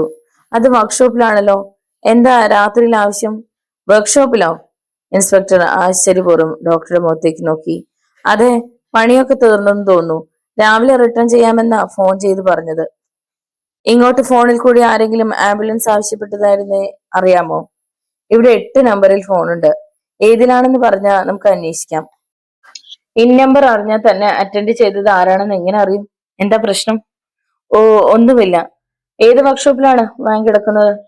ഓട്ടോമൊബൈൽസിലാണ്. എന്താ ഇൻസ്പെക്ടർ വിശേഷിച്ച്? ഇവിടുത്തെ വാൻ സംശയാസ്പദമായ സാഹചര്യത്തിൽ റോഡിൽ കിടക്കുന്നത് കണ്ടു. അതാണ് ഞാൻ അന്വേഷിച്ചത്. എങ്കിൽ ഞാൻ വർക്ക്ഷോപ്പിലേക്ക് ഫോൺ ചെയ്ത് ചോദിക്കാം. ഓ സോറി, രാത്രി പണിയുണ്ടെങ്കിലേ ആരെങ്കിലും കാണുകയുള്ളൂ. വാട്സർ ഉണ്ടെങ്കിലും പ്രയോജനമില്ല. എങ്കിലും ഒന്ന് ഡയൽ ചെയ്ത് കളയാം. ഡോക്ടർ അകത്തേക്ക് കയറി റിസീവർ എടുത്തു. ഹലോ, ഓട്ടോമൊബൈൽസ് അല്ലേ? ഞാനാണ് ഡോക്ടർ വിജയൻ. ഇവിടുത്തെ ആംബുലൻസിന്റെ വർക്കൊക്കെ തീർന്നോ എന്നറിയാൻ വിളിച്ചതാണ്. പണി പൂർത്തിയായോ? നാളെ രാവിലെ. ഇപ്പൊ എവിടെയാണ് കിടക്കുന്നത്? ഗേറ്റിന് പുറത്താണോ? റോഡരികിലോ? ഓക്കെ. ഡോക്ടർ റിസീവർ താഴെ വെച്ച ശേഷം ഇൻസ്പെക്ടറുടെ മുഖത്തേക്ക് നോക്കി. റോഡരികിൽ എന്ന് ഞാൻ പറഞ്ഞത് ഇവിടെയില്ല. പിന്നെ ഡോക്ടർ സ്റ്റെതസ്കോപ്പ് കഴുത്തിൽ നിന്ന് അയച്ച് മേശപ്പുറത്ത് വെച്ചു. ഇവിടെ നിന്ന് ഉദ്ദേശം 12 മൈൽ കിഴക്കായി ഒരു വയലിന്റെ കരയിൽ. അതിനുശേഷം കണ്ടിട്ടില്ല. അതാണ് ഞാൻ അന്വേഷിച്ചത്. എങ്കിൽ വർക്ക്ഷോപ്പുകാരൻ അറിയാതെയാണ് അത് സംഭവിച്ചിരിക്കുന്നത്. താങ്കൾ അതിനെക്കുറിച്ച് വിശദമായ ഒരു അന്വേഷണം നടത്തുന്നത് കൊള്ളാം, ഡോക്ടർ വാച്ചിൽ ശ്രദ്ധിച്ചുകൊണ്ട് പറഞ്ഞു. എങ്കിൽ ഞാൻ വരട്ടെ. ഇൻസ്പെക്ടർ സമയം പാഴാക്കാതെ മോട്ടോർ സൈക്കിളിൽ ഓട്ടോമൊബൈൽസിലേക്ക് പറന്നു. വർക്ക്ഷോപ്പ് പരിചിതമായിരുന്നതിനാൽ അവിടെ എത്തുവാൻ അദ്ദേഹത്തിന് ബുദ്ധിമുട്ടുണ്ടായില്ല. ആംബുലൻസ് വാൻ വർക്ക്ഷോപ്പിന്റെ വാതിൽക്കിൽ അല്പം മാറിക്കിടന്നിരുന്നു. മോട്ടോർ സൈക്കിൾ അതിനോട് ചേർത്ത് നിർത്തി. എഞ്ചിൻ ഓഫ് ചെയ്ത ശേഷം അദ്ദേഹം വർക്ക്ഷോപ്പിൽ ആരെയും കാണാതെ വാനിന്റെ പിൻവശത്തെ വാതിൽ വലിച്ചു തുറന്ന് ടോർച്ച് തെളിച്ച് പരിശോധിച്ചു. കണ്ണു ചിമ്മി അദ്ദേഹം വീണ്ടും പരിശോധിച്ചു. 2 പോലീസ് ഉദ്യോഗസ്ഥന്മാരും അതിനുള്ളിൽ ബോധമില്ലാതെ കിടന്നിരുന്നു. 1-2 തവണ വിളിച്ചെങ്കിലും അവർ ഉണർന്നില്ല. വർക്ക്ഷോപ്പിന്റെ ഗേറ്റിനടുത്തെത്തി അദ്ദേഹം അകത്തേക്ക് നോക്കി. ചെറിയൊരു നീല ബൾബ് മാത്രം അതിന്റെ ആ ഭാഗത്ത് എരിഞ്ഞുകൊണ്ടിരിക്കുന്നത് അദ്ദേഹം കണ്ടു. എന്നാൽ അതിനുള്ളിൽ ആരെയും കണ്ടില്ല. ആംബുലൻസിൽ കിടക്കുന്ന പോലീസ് ഉദ്യോഗസ്ഥന്മാരെ എപ്രകാരമെങ്കിലും ആശുപത്രിയിൽ എത്തിക്കേണ്ടത് അത്യാവശ്യമായതുകൊണ്ട് അദ്ദേഹം 1-2 തവണ ശബ്ദം പുറപ്പെടുവിച്ചെങ്കിലും വർക്ക്ഷോപ്പിനുള്ളിൽ നിന്നും ആരും പുറത്തേക്ക് വന്നില്ല. മറ്റു മാർഗമൊന്നും ആ അവസരത്തിൽ തെളിഞ്ഞിട്ടില്ലാത്തതിനാൽ മോട്ടോർ സൈക്കിൾ സ്റ്റേഷനിലേക്ക് വിടാനും അവിടെ നിന്ന് ഒരു ജീപ്പ് അയച്ച് അവരെ ആശുപത്രിയിലേക്ക് മാറ്റുവാനും അദ്ദേഹം തീരുമാനിച്ചു. മോട്ടോർ സൈക്കിളിൽ കയറിയതും ഒരു ടാക്സി മുന്നിൽ നിന്നതും ഒപ്പമായിരുന്നു. ടാക്സി, അദ്ദേഹം വിളിച്ചു. ഡ്രൈവർ അടുത്തു വന്നു. എന്താ സർ? അവൻ ഭവ്യതയോടെ ഇൻസ്പെക്ടറുടെ ഏത് ആവശ്യവും നിറവേറ്റാനും തയ്യാറാണെന്ന് മട്ടിൽ നിന്നു. വരൂ, അദ്ദേഹം അയാളെ വിളിച്ചു. ഇൻസ്പെക്ടർ ആംബുലൻസിന്റെ അടുത്ത് ചെന്ന് ഡോർ തുറന്നു. പതുക്കെ പിടിച്ചോളണം. ഇൻസ്പെക്ടർ ഒരു പോലീസ് ഉദ്യോഗസ്ഥനെ താങ്ങിയെടുത്തു. ഡ്രൈവറുടെ സഹായത്തോടെ അവരെ 2 പേരെയും കാറിൽ കിടത്തി. നിങ്ങൾ എന്നെ പിന്തുടർന്നാൽ മതി. ഇവരെ കഴിയുന്നത് വേഗം ആശുപത്രിയിൽ എത്തിക്കണം. ഇൻസ്പെക്ടർ മോട്ടോർ സൈക്കിളിൽ മുമ്പേ തിരിച്ചു. ടാക്സി അനുധാവനം ചെയ്തു. 10 മിനിറ്റ് കൊണ്ട് അവർ യഥാസ്ഥാനത്ത് എത്തിച്ചേർന്നു. ഇതാ, ഇതിരിക്കട്ടെ. ഇൻസ്പെക്ടർ 2 10-ന്റെ നോട്ടുകൾ ഡ്രൈവർക്ക് നീട്ടി. വേണ്ട സർ, അയാൾ ഒഴിഞ്ഞു മാറി. ഈ അവസരത്തെ സഹായിച്ച ഇത് പോരാ എന്ന് എനിക്കറിയാം. വേണ്ട സർ, അയാൾ പിന്നെയും അത് നിരാകരിച്ചു. ഒടുവിൽ ഇൻസ്പെക്ടറുടെ നിർബന്ധം കൊണ്ട് അത് അയാൾ സ്വീകരിച്ചു. അവർ 2 പേരും കൂടി പോലീസ് ഉദ്യോഗസ്ഥന്മാരെ കാഷ്വാലിറ്റി വാർഡിൽ അഡ്മിറ്റ് ചെയ്തു. 15 മിനിറ്റിനകം അവർക്ക് ബോധം വന്നു. അവർ പറയുന്നത് എന്താണെന്ന് അറിയാൻ അദ്ദേഹം ആകാംക്ഷപൂർവ്വം കാത്തിരുന്നു. അതിനിടയ്ക്ക് അദ്ദേഹം ഡിറ്റക്റ്റീവ് പുഷ്പരാജിനെ ഹോട്ടലിലേക്ക് ഫോൺ ചെയ്തു. 10 മിനിറ്റിനകം അദ്ദേഹം വന്നെത്തി. എന്താണ് സംഭവം? പുഷ്പരാജ് വന്നയുടനെ തിരക്കി. അപ്രതീക്ഷിതമായ പലതും നടന്നതെല്ലാം ഇൻസ്പെക്ടർ വിവരിച്ച് കേൾപ്പിച്ചു. നാം അല്പം കൂടി കരുതലോടെ പ്രവർത്തിക്കേണ്ടിയിരിക്കുന്നു. അപ്പോ ആംബുലൻസുമായി നമ്മുടെ അടുത്ത് വന്നത് ആശുപത്രിയിൽ നിന്നല്ലായിരുന്നു അല്ലേ? പുഷ്പരാജ് ചോദിച്ചു. അല്ല, അയാളുടെ വേഷവും ഭാവവും കണ്ടപ്പോ ഞാൻ ഒരിക്കലും സംശയിച്ചില്ല, ഇൻസ്പെക്ടർ ചിന്താധീനനായി പറഞ്ഞു. അപ്പോ എന്താണ് നടന്നത്? പുഷ്പരാജ് കട്ടിലിൽ തലയിണ ഉയർത്തി വെച്ചുകൊണ്ട് ചാരിയിരുന്ന പോലീസുകാരനോട് ചോദിച്ചു. വാൻ കുറെ ദൂരം ഓടിക്കഴിഞ്ഞപ്പോ ഒരു വെടി പൊട്ടിയത് ഓർക്കുന്നില്ലേ? ആ സമയത്ത് വാൻ വളവ് കഴിഞ്ഞിരുന്നു. വാൻ നിന്നു. പിന്നിലിരുന്ന അറ്റൻഡർ അവിടെ നിന്ന് ഇറങ്ങി മുൻവശത്തേക്ക് പോയി. അയാൾ പോയി അല്പം കഴിഞ്ഞ് വാനിനുള്ളിൽ അസ്വസ്ഥത ഉണ്ടാകത്തക്ക വിധത്തിലുള്ള ഒരു ഗന്ധം പുറപ്പെട്ടു. മൃതശരീരത്തിൽ നിന്നും പുറപ്പെടുന്നതാണെന്നാണ് ഞാൻ കരുതിയത്. എന്നാൽ ആ ദുർഗന്ധം വർദ്ധിച്ചുകൊണ്ടിരുന്നു. എന്റെ ബോധം മറയുന്നത് പോലെ തോന്നി. കണ്ണുകളിൽ ഇരുട്ട് കയറി. ക്രമേണ ഞാൻ അബോധാവസ്ഥയിലായി. ഇത് മാത്രമേ അറിയൂ. പോലീസ് ഉദ്യോഗസ്ഥൻ നടന്ന സംഭവം ഒരു ചലച്ചിത്രത്തിൽ എന്ന പോലെ പറഞ്ഞു കേൾപ്പിച്ചു. വളരെ വിദഗ്ധമായ രീതിയിൽ തന്നെ വഞ്ചിച്ചിരിക്കുകയാണ്. പക്ഷെ ഈ ആശുപത്രിയിൽ ആരോ നമ്മുടെ നീക്കങ്ങളെ കുറിച്ച് ഉറ്റുനോക്കിക്കൊണ്ടിരുന്നിരിക്കണം. നാം ഫോൺ ചെയ്ത വിവരം നമ്മുടെ എതിരാളികളെ അറിയിച്ചു കാണും. ഇതെല്ലാം വളരെ മുമ്പ് തന്നെ അവർ പ്ലാൻ ചെയ്തു കാണും. ഇൻസ്പെക്ടർ അഭിപ്രായപ്പെട്ടു. അങ്ങനെ വരെ നിവൃത്തിയില്ല. നാം ഹോട്ടലിൽ വെച്ച് ഫോൺ ചെയ്ത അവസരത്തിൽ അവിടെ വെച്ച് തന്നെ ഇതിനുള്ളിൽ ഏർപ്പാടുകൾ ചെയ്തു കാണാനാണ് സാധ്യത. ഹോട്ടലിൽ വെച്ച് തന്നെ നമ്മുടെ രഹസ്യം ചോർന്നിരിക്കണം. ആശുപത്രിയിൽ ഒരിക്കലും നമ്മുടെ ഫോൺ കിട്ടിക്കാണില്ല. ഹോട്ടൽ മാനേജറാണ് എനിക്ക് സംശയം. ആ സ്ത്രീ ഒരിക്കൽ കൂടി ചോദ്യം ചെയ്തു കഴിഞ്ഞാൽ എന്തെങ്കിലും വിവരങ്ങൾ കിട്ടിയേക്കും. നമുക്ക് ഉടൻ തന്നെ അവരെ കാണണം. പുഷ്പരാജിന്റെ അഭിപ്രായത്തോട് ഇൻസ്പെക്ടർ യോജിച്ചു. ഉടൻ തന്നെ അവർ രണ്ടുപേരും കൂടി പോലീസ് ക്ലബിലെത്തി. വളരെ വ്യാപകമായ തോതിൽ പ്രവർത്തിക്കുന്ന ഒരു വലിയ ഗൂഢസംഘം അവരുടെ എല്ലാ ചെയ്തികളെയും സസൂക്ഷ്മം വീക്ഷിക്കുന്നുണ്ടെന്നും അവരുടെ എല്ലാ നീക്കങ്ങളെയും വളരെ സമർത്ഥമായ രീതിയിൽ ചെറുക്കുവാൻ വേണ്ടി എല്ലാ കരുക്കളും അവർ നീക്കിക്കൊണ്ടിരിക്കുകയാണെന്ന് പുഷ്പരാജിന് ഇൻസ്പെക്ടർക്കും ബോധ്യമായി. അതുകൊണ്ട് ഇനിയുള്ള നീക്കങ്ങൾ വളരെ ജാഗ്രതയോടെ ശ്രദ്ധിച്ചില്ലെങ്കിൽ തങ്ങളുടെ ജീവന് തന്നെ ആപത്തായേക്കുമെന്ന് അവർക്ക് തീർച്ചയായി. ഹോട്ടലിൽ തന്നെ അവർക്കെതിരായി സമാന്തരത്തിൽ പ്രവർത്തിക്കുന്ന ഒരു സംഘം തന്നെയുണ്ടെന്ന് പുഷ്പരാജിന് തോന്നി. ആ യുവതിയെ അവർ ഒരു പ്രത്യേക മുറിയിലാക്കി ചോദ്യം ചെയ്തു. നിങ്ങളും മരണമടഞ്ഞ യുവാവും മദ്യം ഉപയോഗിച്ചോ? പുഷ്പരാജ് ചോദിച്ചു. ഉവ്വ്, അവൾ താണസ്വരത്തിൽ പ്രതികരിച്ചു. അതിന്റെ കൂടെ നിങ്ങൾ അയാൾക്ക് എന്തെങ്കിലും നൽകുകയുണ്ടായോ? അവൾ അതിന് മറുപടി നൽകാതെ അവരുടെ മുഖത്തേക്ക് തന്നെ ഉറ്റുനോക്കിയിരുന്നു. നിങ്ങൾ അയാൾക്ക് വിഷം നൽകിയെന്നാണ് എനിക്ക് തോന്നുന്നത്. പുഷ്പരാജ് അവളുടെ കണ്ണുകളിലേക്ക് നോക്കിക്കൊണ്ട് പറഞ്ഞു. വിഷമോ? ഞാൻ എന്തിനു നൽകണം? അവൾ പെട്ടെന്ന് ചോദിച്ചു. നിങ്ങൾ വിഷം നൽകിയിട്ടുണ്ടെന്നുള്ളത് തീർച്ചയാണ്, പുഷ്പരാജ് തറപ്പിച്ചു പറഞ്ഞു. ഞാനോ? ഞാൻ എന്തിനാണ് വിഷം നൽകുന്നത്?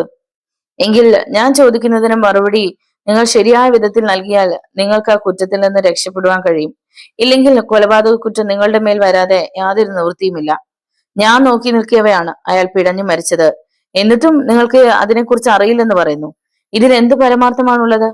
അതുകൊണ്ട് അയാൾ ആരാണെന്നും എന്തിനാണ് നിങ്ങൾ അയാളെ വധിച്ചതെന്നും വ്യക്തമായി പറഞ്ഞു തീരൂ. അയാൾ ആരാണ്? പറയൂ.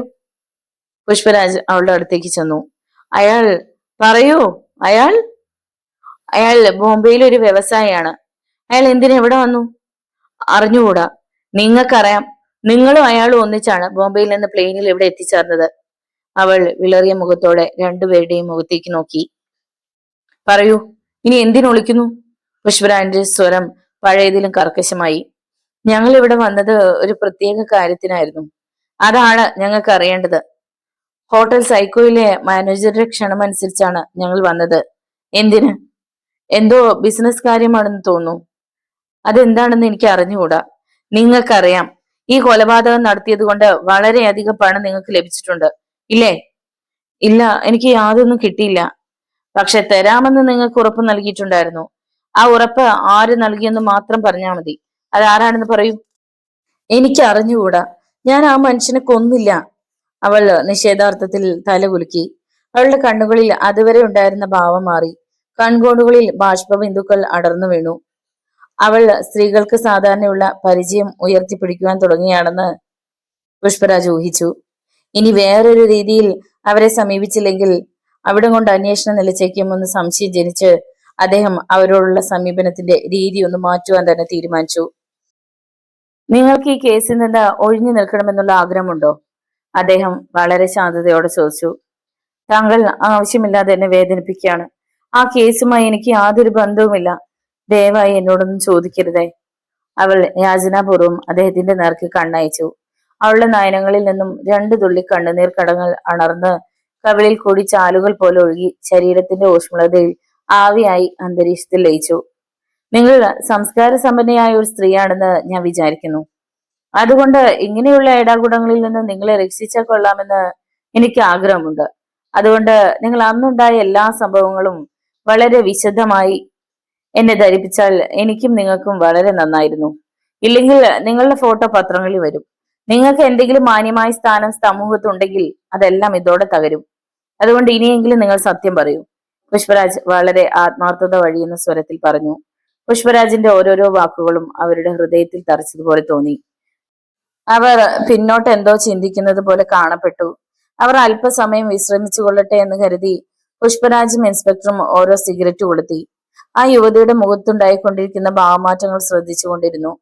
തോളിലൂടെ ഊർന്നിറങ്ങിയ സാരി വലിച്ചിട്ട ശേഷം അവൾ ദീർഘമായി നെടുവീർപ്പിട്ടു. ഞാൻ എല്ലാം തുറന്നു പറയാം. ഈ സംഭവത്തിൽ നിന്നും എങ്ങനെയെങ്കിലും രക്ഷപ്പെടുത്തണമെന്ന് ഞാൻ അപേക്ഷിക്കുകയാണ്. അവർ ഒരു ഉറച്ച തീരുമാനമെടുത്തതുപോലെ എന്തോ പറയുവാൻ ഭാവിച്ചു. ഞാൻ വിശദമായി പറയാം. അവർ മറന്നുപോയി എന്തോ ഓർക്കുവാൻ ശ്രമിക്കുന്ന രീതിയിൽ കുറെ സമയം നിശ്ചലമായിരുന്നു. ഞാൻ പറയാം. നിങ്ങൾ അത് സംഭവിച്ചതാണോ അല്ലയോ എന്ന് പറഞ്ഞാൽ മതി. പുഷ്പരാജ് തുടർന്നു. ഇൻസ്പെക്ടർ പുഷ്പരാജ് എന്താണ് പറയുവാൻ പോകുന്നത് എന്നറിയാൻ ആകാംക്ഷയോടെ അദ്ദേഹം ഒന്ന് നോക്കി. പോക്കറ്റിൽ നിന്നും അദ്ദേഹം ഒരു ചെറിയ കുപ്പി വെളിയിലെടുത്തു. അതിലൊരു ടാബ്ലറ്റ് പഞ്ഞിക്കിരയിലിരുന്ന് വെള്ളി പോലെ തിളങ്ങി. ഇതെന്താണെന്ന് മനസ്സിലായോ? അദ്ദേഹം കുപ്പി കയ്യിൽ വെച്ച് ഒന്ന് തിരിച്ച ശേഷം അവരുടെ നേർക്ക് നീട്ടി.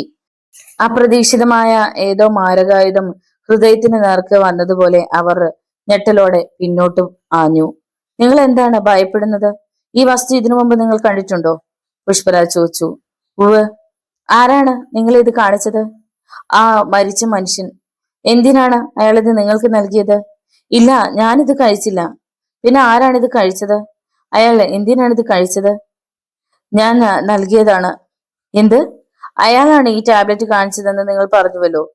നിങ്ങൾ ഇപ്പോഴും പലതും മറച്ചു പിടിക്കുന്നുണ്ട്. ഈ കേസിൽ നിന്ന് രക്ഷപ്പെടണമെന്ന് നിങ്ങൾക്ക് ആഗ്രഹമുണ്ടെങ്കിൽ എല്ലാം തുറന്നു പറഞ്ഞേ മതിയാവൂ. നിങ്ങൾ ഇപ്പോഴും ആരെയോ ഭയപ്പെടുന്നുണ്ട്. ഇനി ആ ഭയം അസ്ഥാനത്താണ്. നിങ്ങൾ ഈ രഹസ്യം തുറന്നു പറയുന്നതോടൊപ്പം നിങ്ങൾ ആരെ ഭയപ്പെടുന്നുവോ ആ മനുഷ്യനെ ഒരിക്കലും രക്ഷപ്പെടുത്താനാവാത്ത കുരുക്കിൽ അകപ്പെടാൻ പോവുകയാണ്. പറയൂ, നടന്നതെല്ലാം വിശദമായി പറയൂ. പുഷ്പരാജ് വീണ്ടും നിർബന്ധിച്ചു. ഇത്തരത്തിലുള്ള ടാബ്ലറ്റ് എനിക്ക് തന്നത് ബോംബെയിലുള്ള ഒരാളാണ്. അയാൾക്ക് ഇന്ത്യയിൽ പല സ്ഥലത്തും വമ്പിച്ച സ്ഥാപനങ്ങളുണ്ട്. അവയിൽ കൂടുതലും ഹോട്ടലുകളാണ്. വിദഗ്ധനായ ഒരു ശാസ്ത്രജ്ഞനെ കൊണ്ട് അദ്ദേഹം തയ്യാർ ചെയ്തെടുത്ത ഒരു ടാബ്ലറ്റ് ആണിത്. ഇതിന്റെ പ്രവർത്തനം ഭീകരമാണ്. ഈ ടാബ്ലറ്റ് മദ്യത്തിൽ കലർത്തി കൊടുക്കുവാനായിരുന്നു എനിക്കുള്ള നിർദ്ദേശം. ഞാൻ അതുപോലെ പ്രവർത്തിച്ചു. ഹോട്ടൽ സൈക്കോയുടെ മാനേജർക്ക് ഇതിൽ എന്തെങ്കിലും ബന്ധമുണ്ടോ? ഈ ഹോട്ടലും അയാളുടെ വകയാണ്. മാനേജർ അയാളുടെ അഭീഷ്ടം അനുസരിച്ച് പ്രവർത്തിക്കുന്ന ആളാണ്. ആ മനുഷ്യന്റെ വിലാസം? അവൾ വാനിറ്റി ബാഗിൽ നിന്നും ഒരു അഡ്രസ് കാർഡ് എടുത്ത് പുഷ്പരാജിന്റെ കയ്യിൽ കൊടുത്തു. അദ്ദേഹം ആ കാർഡിൽ കണ്ണോടിച്ച ശേഷം ഫോണിനടുത്തേക്ക് നീങ്ങി. വയർലെസ് മെസ്സേജ് നൽകി ബോംബെയിലുള്ള തലവനെ പിടിക്കുവാൻ അദ്ദേഹം ഫോണിൽ കൂടി ഏർപ്പാട് ചെയ്തു. അതോടൊപ്പം ഹോട്ടൽ സഖ്യയുടെ മാനേജർക്ക് അയാൾ അറിയാതെ പോലീസ് കാവലും ഏർപ്പെടുത്തി. ശരി, നിങ്ങൾ ഉറങ്ങിക്കോളൂ. പുഷ്പരാജ് അവരെ ഉറങ്ങുവാൻ അനുവദിച്ചു. ജാക്സൺ ഈ ഗുളിക മദ്യത്തിൽ കലർത്തി ആ സ്ത്രീക്ക് കൊടുത്തതായി സമ്മതിക്കുന്നുണ്ട്. പക്ഷെ അതിനുശേഷമുള്ള സംഭവങ്ങൾ അയാൾ അറിഞ്ഞിട്ടില്ല. ശാസ്ത്രത്തിന്റെ നാശോന്മുഖമായ പാർശ്വത്തിലേക്കുള്ള വളർച്ചയുടെ ഒരു പര്യായമാണ് ഈ ഗുളിക. വാസ്തവത്തിൽ ഇതൊരു ആറ്റം ബോംബാണ്. മദ്യത്തിൽ കലർത്തി അത് കഴിച്ചാൽ വളരെ വേഗം രക്തത്തിൽ കലരുന്നു. അതിനുശേഷം ഇത് പ്രവർത്തിക്കുവാൻ തുടങ്ങുന്നു. രക്തത്തിലെ ഓക്സിജനുമായി പ്രവർത്തിച്ച് ഓക്സീകരണം നടക്കുമ്പോൾ ആദ്യമായി രക്തവാഹിനികൾ ജീർണിക്കാൻ തുടങ്ങുന്നു. ഈ പ്രവർത്തനം ശതഗുണീഭവിച്ച് ആന്തരികാവയവങ്ങൾ ജീർണിക്കുവാൻ തുടങ്ങുന്നു. കർപ്പൂരം ഓക്സീകരണം സംഭവിച്ച് അപ്രത്യക്ഷമാവുന്നു കണ്ടിട്ടില്ലേ? അതുപോലെ മാംസകോശങ്ങൾ കുറേശ്ശെയായി അപ്രത്യക്ഷമായി കൊണ്ടിരിക്കുന്നു. അങ്ങനെ ക്രമേണ ശരീരഭാഗങ്ങൾ അന്തരീക്ഷത്തിൽ ലയിക്കുവാൻ തുടങ്ങുന്നു. വൈദ്യുത വിശ്ലേഷണത്തെ കുറിച്ച് നാം പഠിച്ചില്ലേ? ജലത്തിൽ നിശ്ചിത അളവ് വൈദ്യുതി കടത്തിവിട്ടാൽ ഓക്സിജനും ഹൈഡ്രജനുമായി വേർതിരിഞ്ഞ് അതിന്റെ അവസ്ഥ തന്നെ മാറുന്നു. നമ്മുടെ ശരീരത്തിലും 70% ജലമല്ലേ? അതിനും ഈ മാറ്റം സംഭവിക്കുന്നു. അപ്പോൾ അസ്ഥികളോ? ഇൻസ്പെക്ടർ ചോദിച്ചു. അസ്ഥികൾ മാത്രം അവശേഷിക്കുന്നു. അത് ശേഖരിച്ച് ഒരു ചെറിയ പെട്ടിക്കുള്ളിലാക്കി കായലിൽ താഴ്ത്തുകയോ എവിടെയെങ്കിലും മറവ് ചെയ്യുകയോ ചെയ്താൽ മതിയല്ലോ. ഹോട്ടൽ സൈക്കോയുടെ അടിയിലുള്ള രഹസ്യറയിൽ ഞാൻ ഒരു പെട്ടി ഇരിക്കുന്നത് കണ്ടു. അത് തുറന്നു നോക്കിയപ്പോൾ അധികം പഴക്കമില്ലാത്ത ഒരു അസ്ഥി കൂടെ ഇരിക്കുകയും കാണുകയുണ്ടായി. അങ്ങനെയാണെങ്കിൽ മെറ്റിൽഡയുടെ അസ്ഥികൂടങ്ങൾ നീക്കം ചെയ്തത് ആരാണ്? മുറി അകത്തുനിന്ന് പൂട്ടിയിരിക്കുകയാണല്ലോ.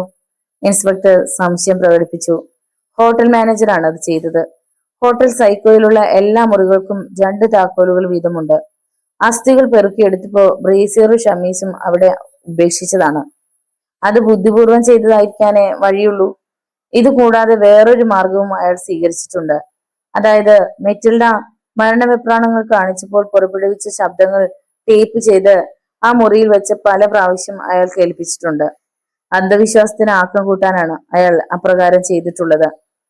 നമുക്ക് ഹോട്ടലിന്റെ അടിയിലുള്ള രഹസ്യമുറിയിൽ സൂക്ഷിച്ചിട്ടുള്ള അസ്ഥികൂടം കൈവശപ്പെടുത്തേണ്ടിയിരിക്കുന്നു. ഇപ്പൊ തന്നെ പോയാലോ? അതിന് മാർഗം ഞാൻ നിർദ്ദേശിക്കാം. ഒരു വാൻ നിറയെ പോലീസുമായി ഹോട്ടൽ സൈക്കോ വളയണം. അതിനുശേഷം വേണം പരിശോധന നടത്തുവാൻ. അങ്ങനെയാണെങ്കിൽ ഇപ്പൊ തന്നെ പോയാലോ? ഇൻസ്പെക്ടർ അഭിപ്രായപ്പെട്ടു. ഡിറ്റക്റ്റീവ് പുഷ്പരാജ് ഇൻസ്പെക്ടറും അപ്പൊ തന്നെ അവിടെ നിന്ന് ഇറങ്ങി. തെളിവുകളെല്ലാം പൂർണ്ണമായിരിക്കെ തൊണ്ടി സാധനങ്ങൾ കഴിയുന്നത് വേഗം കൈവശപ്പെടുത്തേണ്ടത് ആവശ്യമാണെന്ന് പുഷ്പരാജിന് തോന്നി. ഇല്ലെങ്കിൽ ബോംബെക്കാരന്റെ മൃതശരീരം നഷ്ടപ്പെട്ടതുപോലെ ഇത് ചിലപ്പോ കൈവശപ്പെടുത്താൻ സാധിക്കാതെ വരും.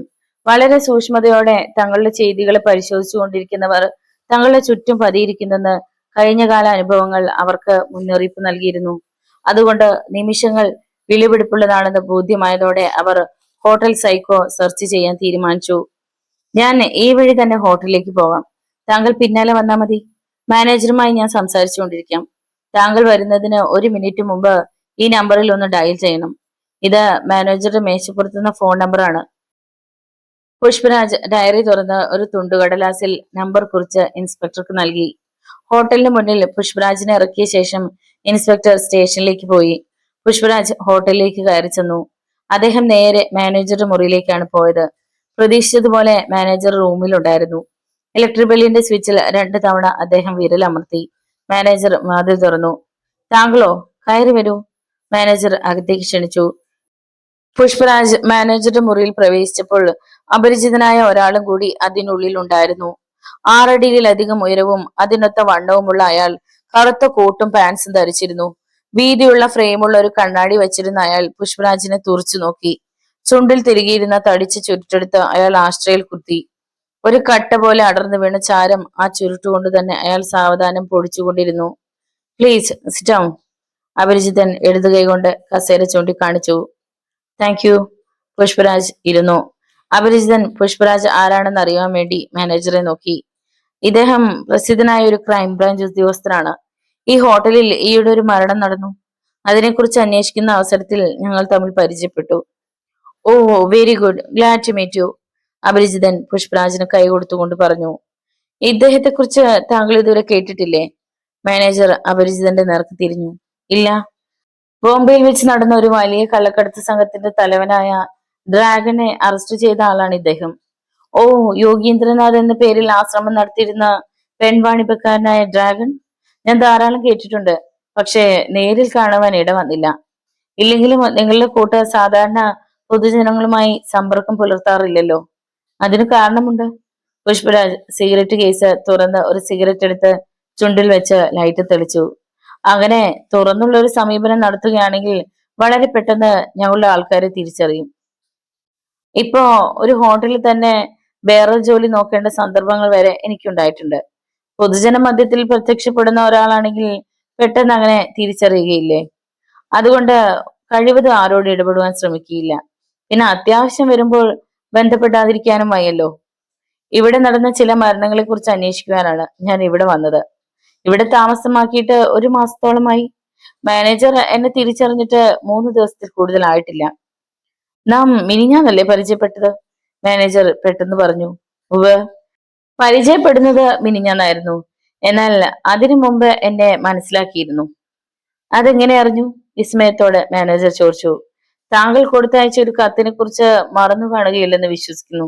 കഴുകന്റെ അടയാളം വരച്ച് കേസിൽ നിന്നും പിൻവാങ്ങണമെന്ന് കാണിച്ച് മാനേജർ കൊടുത്തയച്ച കത്തിനെ കുറിച്ച് പുഷ്പരാജ് അപ്പോൾ ഓർമ്മിച്ചു. ആ കത്ത് അദ്ദേഹത്തിന്റെ ഡയറിയിൽ അപ്പോഴും ഭദ്രമായി വെച്ചിരുന്നു. ഏതു കത്ത്? ഞാൻ താങ്കൾക്ക് കത്ത് തന്നതായി ഓർക്കുന്നില്ലല്ലോ. മാനേജർ അല്പം പരിഭ്രമത്തോടെ പറഞ്ഞു. താങ്കൾ സാധാരണ വരയ്ക്കാറുള്ള ചിത്രവും ആ കത്തിനടിയിൽ ഉണ്ടായിരുന്നു. പുഷ്പരാജ് വളരെ ലാഘവത്തോടെ പറഞ്ഞു. ഏത് ചിത്രം? മാനേജർ തന്റെ മുന്നിലിരിക്കുന്ന കണ്ണടക്കാരെ ശ്രദ്ധിച്ചുകൊണ്ട് ചോദിച്ചു. അപ്പോഴും മേശപ്പുറത്ത് പൂർണ്ണമാകാത്ത കഴുകന്റെ ഒരു ചിത്രം കിടന്നിരുന്നു. പുഷ്പരാജ് ഇടതു കൈകൊണ്ട് ആ താൾ വലിച്ചു നീക്കി വെച്ചു. മാനേജർ ആ ചിത്രത്തിലേക്ക് നോക്കി വിളറിയതുപോലെ ഇരുന്നു. അയാൾ ടവലെടുത്ത് കഴുത്തിൽ പൊടിഞ്ഞു വന്ന വിയർപ്പ് കണങ്ങൾ ഒപ്പിയെടുത്തു. ആ കത്ത് കൊടുക്കുന്നത് താനാണെന്നുള്ള വിവരം ഡിറ്റക്റ്റീവ് പുഷ്പരാജ് മനസ്സിലാക്കിയെന്നുള്ള വിവരം അപ്പോൾ മാത്രമാണ് മാനേജർ അറിഞ്ഞത്. ഇപ്രകാരമുള്ള ഒരു ഏടാകൂടത്തിൽ പെടുമെന്ന് അയാൾ ഒരിക്കലും വിചാരിച്ചില്ല. എങ്കിലും പുഷ്പരാജ് തനിച്ച് തന്റെ മുറിയിൽ അകപ്പെട്ടിരിക്കുകയാണെന്നുള്ള ബോധമുണ്ടായിരുന്നത് കൊണ്ട് മാനേജർ ധൈര്യം അവലംബിച്ചിരുന്നു. ഓ, അതിനിടയ്ക്ക് ഞാൻ വേറൊന്ന് മറന്നു. ഇദ്ദേഹത്തെ താങ്കൾക്ക് പരിചയപ്പെടുത്തുവാൻ ഞാൻ മറന്നു. മാനേജർ ക്ഷമാപണ സഹിതം അപരിചിതനെയും പുഷ്പരാജിനെയും മാറി മാറി നോക്കി. ഞാൻ ഇദ്ദേഹത്തെ അറിയും. പേര് ചന്ദ്രഹാസൻ. ബോംബെയിൽ ഒരു വ്യവസായ പ്രമുഖനാണ്. അടുത്ത കാലത്ത് ഇദ്ദേഹം ശാസ്ത്രീയമായ പല കണ്ടുപിടുത്തങ്ങളിലും ബന്ധപ്പെട്ടിട്ടുണ്ട്. മാരകമായ സ്ഫോടക വസ്തുക്കൾ, വിഷസാമഗ്രികൾ എന്നിവ അദ്ദേഹത്തിന്റെ മേൽനോട്ടത്തിൽ തയ്യാർ ചെയ്യുന്നുണ്ട്. അതിൽ വളരെ പ്രാധാന്യമായത് ഒരു ആറ്റം ബോംബ് പോലെ പ്രവർത്തിക്കുന്ന ക്യാപ്സൂളാണ്. ഏതായാലും ആ ഔഷധം വലിയൊരു നേട്ടമാണ് ശത്രുക്കളെ നിഗ്രഹിക്കുന്നതിന്. പുഷ്പരാജ് ഇത് പറഞ്ഞപ്പോൾ രണ്ടുപേരും മുഖത്തോട് മുഖം നോക്കിയ ശേഷം വീണ്ടും സമനില കൈവരിച്ചിരുന്നു. ഞാൻ മനസ്സിലാക്കിയിട്ടുള്ളതിൽ വെച്ച് ഏറ്റവും പ്രഗത്ഭനായ ഒരു കുറ്റാന്വേഷകനാണ് താങ്കൾ. ചന്ദ്രഹാസൻ ആശ്രയിൽ നിന്ന് ചുരുട്ടെടുത്ത് ചുണ്ടിൽ വെച്ചു. താങ്കളെ നേരിൽ പരിചയപ്പെടുവാനായി ഞാൻ വളരെ കാലമായി കാത്തിരിക്കുകയായിരുന്നു. ഒരു പോർച്ചുഗീസുകാരന്റെ അന്തർധാനത്തെ തുടർന്നാണ് ഞാൻ താങ്കളെ അന്വേഷിക്കുന്നത്. എന്ന് വെച്ചാ അന്ന് താങ്കൾ സങ്കല്പമായിരുന്നു. ഏറ്റവും താഴെയുള്ള കണ്ണുകളിൽ കൂടി താങ്കളുടെ അടുത്തെത്താമെന്ന് ഞാൻ വിചാരിച്ചിരുന്നു. പുഷ്പരാജ് വലിച്ചു തീർന്ന സിഗരറ്റ് ആശ്രയിൽ താഴ്ത്തി റിസീവറിലേക്ക് കണ്ണോടിച്ചു. Very good. കണ്ണടക്കാരൻ ചുരുട്ടി വീണ്ടും ആശ്രയിൽ വെച്ചു. മിസ്റ്റർ പുഷ്പരാജ്, താങ്കളെ പരിചയപ്പെടണമെന്ന് വളരെ നാളായി ആഗ്രഹിക്കുന്നുണ്ട്. താങ്കൾ ഒരു ഗവൺമെന്റ് ഡിറ്റക്റ്റീവാണ്. എന്നാൽ താങ്കൾ ഒരു പ്രൈവറ്റ് ഡിറ്റക്റ്റീവായി പണിയെടുക്കുകയാണെങ്കിൽ ഇതിൽ കൂടുതൽ പണവും പ്രശസ്തിയും നേടാൻ കഴിയും. പ്രൈവറ്റ് ഡിറ്റക്റ്റീവ് ആവേണ്ട കാര്യം? പുഷ്പരാജ് ചോദിച്ചു.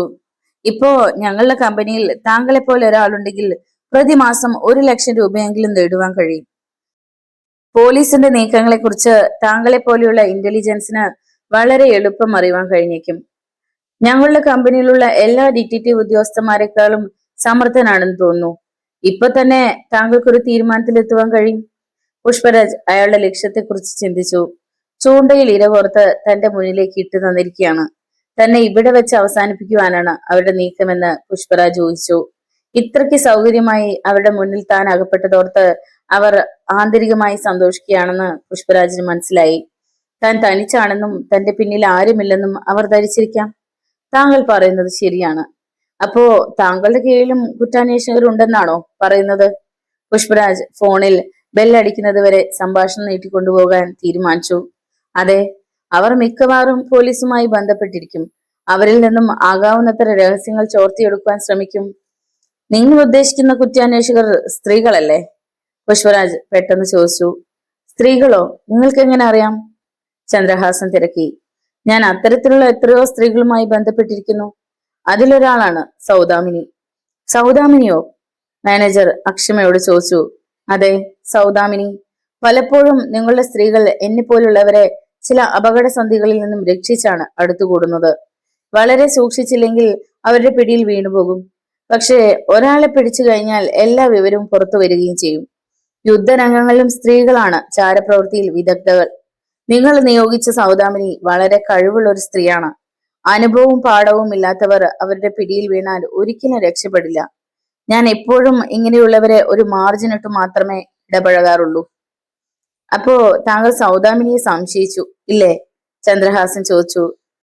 സൗദാമിനി മാത്രമല്ല, ആര് എന്നോട് അടുത്ത് ഇടപഴകിയാലും ഞാൻ അവരെ കുറിച്ച് ശരിയായി പഠിച്ചതിനു ശേഷം മാത്രമേ ഞാൻ അവരൊന്നിച്ച് ഒരു കാപ്പി പോലും കഴിക്കൂ.